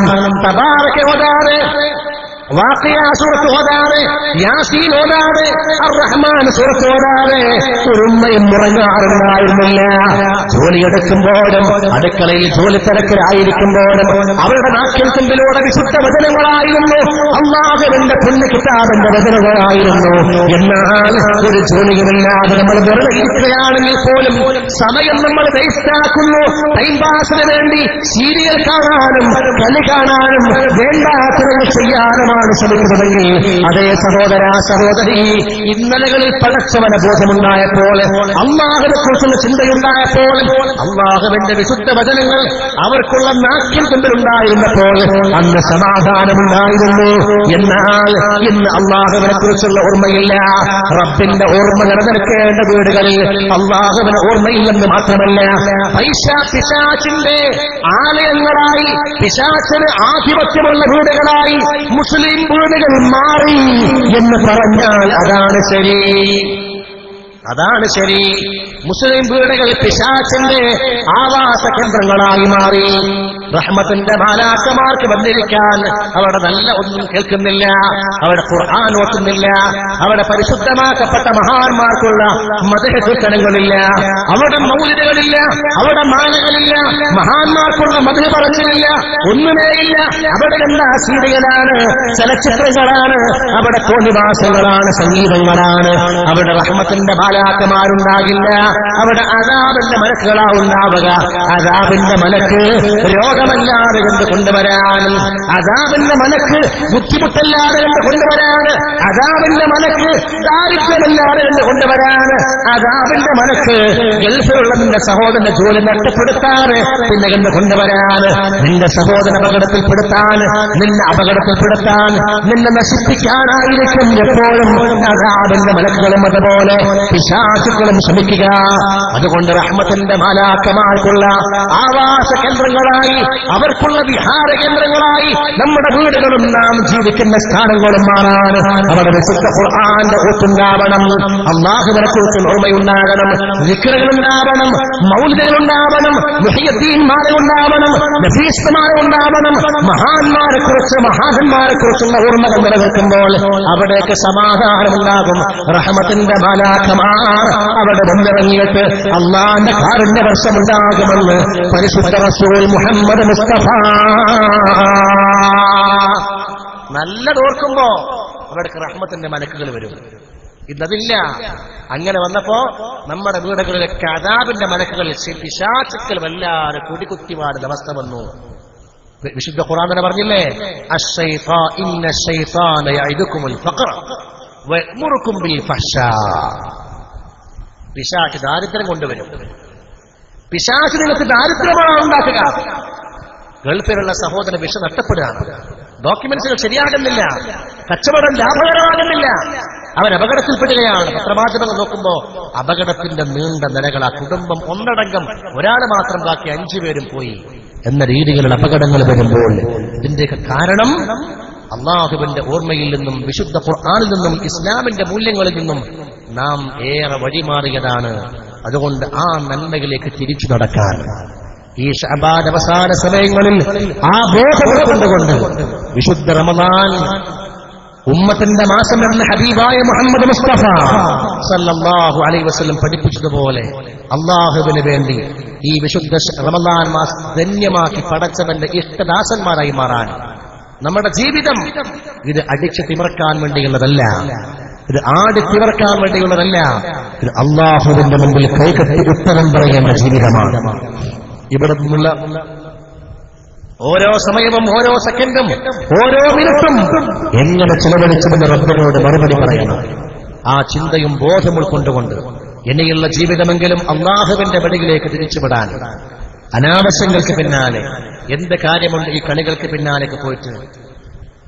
സച്ചിൻ കളിച്ചു, കളി നിർത്തി അല്ലേ? ഇപ്പൊ ഞങ്ങൾ ഈ ഫുട്ബോൾ വന്ന അമ്മോർക്ക് അങ്ങോട്ട് ഇടക്കെന്തോ കേട്ട പോലെ തോന്നുന്നുണ്ട്. മൂപ്പര് കളിച്ച് പൈസ ഉണ്ടാക്കി, ഇത് കണ്ടു നിന്നാനോ ഒന്നും തലമാന്തി നിൽക്കുകയാണ്. എന്ത് കിട്ടി? ഓൻ കളിച്ച് ഇഷ്ടം പോലെ കോടികളുണ്ടാക്കി, ഓന് വേണ്ട സുഖം എടുത്തിട്ടുണ്ടാകും. നമുക്കെന്ത് കിട്ടിയേ? കോഴിക്കോട്ടെ സ്റ്റേഡിയത്തിൽ വരുന്നു സച്ചിൻ എന്ന് പറഞ്ഞു. നമ്മൾ മഹബത്തോടുകൂടെ പോയി, നിറഞ്ഞ സ്നേഹത്തോടുകൂടെ 10 റുപ്യയുടെ ഉപകാരം കിട്ടോ? ആഖിറത്തിൽ എന്തായാലും കാര്യമില്ല, ദുനിയാവിലോ? ഉമ്മത്തെ നാം ചിന്തിക്കുക, ദുനിയാവിലും ആഖിറത്തിലും ഉപകാരമില്ലാത്ത ഇതിനു പിന്നിൽ നാം എന്തിനോടണം? എന്തെങ്കിലും നേട്ടം വേണ്ടേ? ഒരു 10 റുപ്യ കിട്ടുക, അത് കിട്ടെങ്കിൽ വിചാരിക്കാം, അതുമില്ല. മാത്രമല്ല ഫാൻസുകൾ തരം തിരിഞ്ഞ് സംഘർഷമുണ്ടാകുന്ന, സംഘടനമുണ്ടാകുന്ന അങ്ങാടി തല്ലുകൾ സൃഷ്ടിക്കുകയാണ്. അങ്ങാടികളിൽ തല്ല് അർജന്റീനക്കാരും ബ്രസീലുകാരനും അവർക്ക് പോലില്ലാത്ത ജോഷാണ് ഇവിടെ നമ്മൾ കാണിക്കുന്നത്. നമ്മൾ ആലോചിക്കുന്ന സഹോദര, നമ്മൾ ഓടേണ്ടത്, നമ്മൾ സഞ്ചരിക്കേണ്ടത് ഹബീബായ മുഹമ്മദ് മുസ്തഫ സല്ലല്ലാഹു അലൈഹി വസല്ലം. അല്ലാഹു ആ നബിയോടുള്ള മഹബ്ബത്ത് നമ്മുടെ ഖൽബിൽ ഏറ്റവും പ്രദാനം ചെയ്യുമാറാവട്ടെ. അൻത തതുലു ബൈനനാ في الكواكب كالبدور بل وأشرف منه يا سيدي خير النبي والصلاة على النبي والسلام على الرسول الشفيع الأبطحي والحبيب العربي.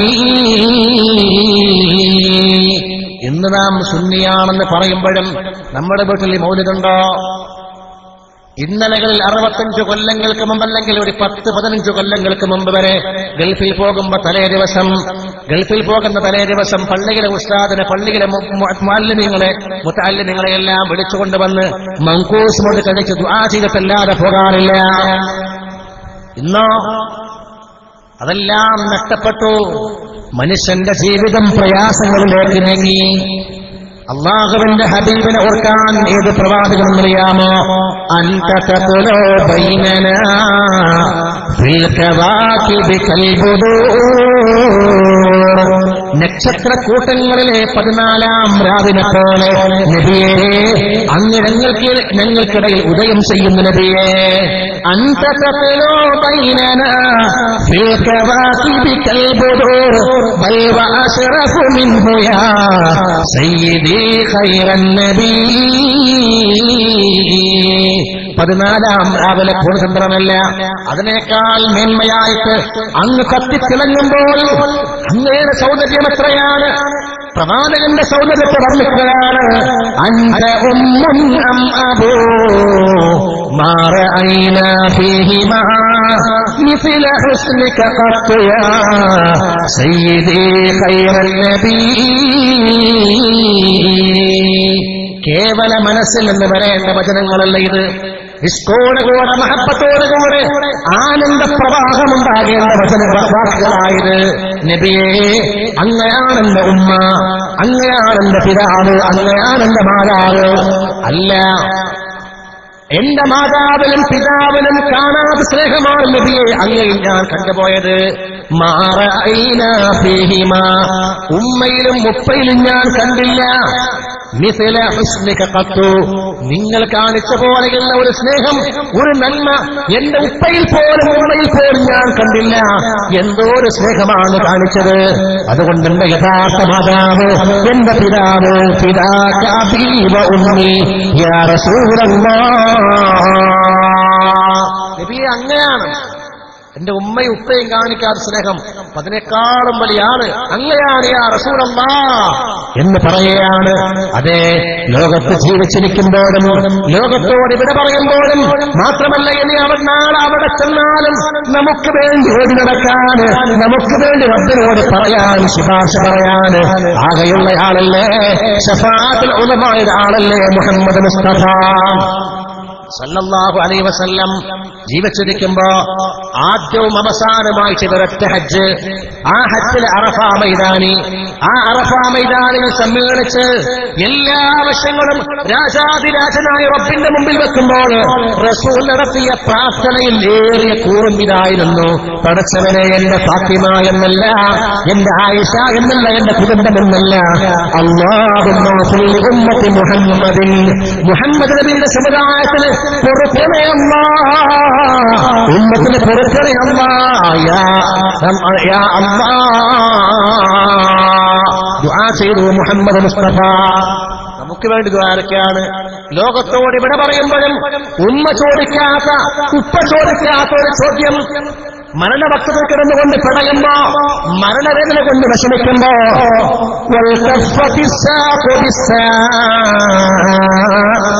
മനുഷ്യന് കാലുകൾ, രണ്ട് തണ്ടൻ കാലുകൾ പരസ്പരം കൂട്ടിപ്പിണക്കുന്ന ആ മരണവേള, ആ സമയത്ത് പോലും മുഹമ്മദ് മുസ്തഫ ചോദിച്ച ചോദ്യം, വല്ലാത്ത വേദന ഉണ്ടല്ലോ അസ്രായീൽ, എന്റെ ഉമ്മത്തിനും ഇതുപോലെ വേദന കാണുമോ, ഇതുപോലെ വേദന ഉണ്ടാകുമോ?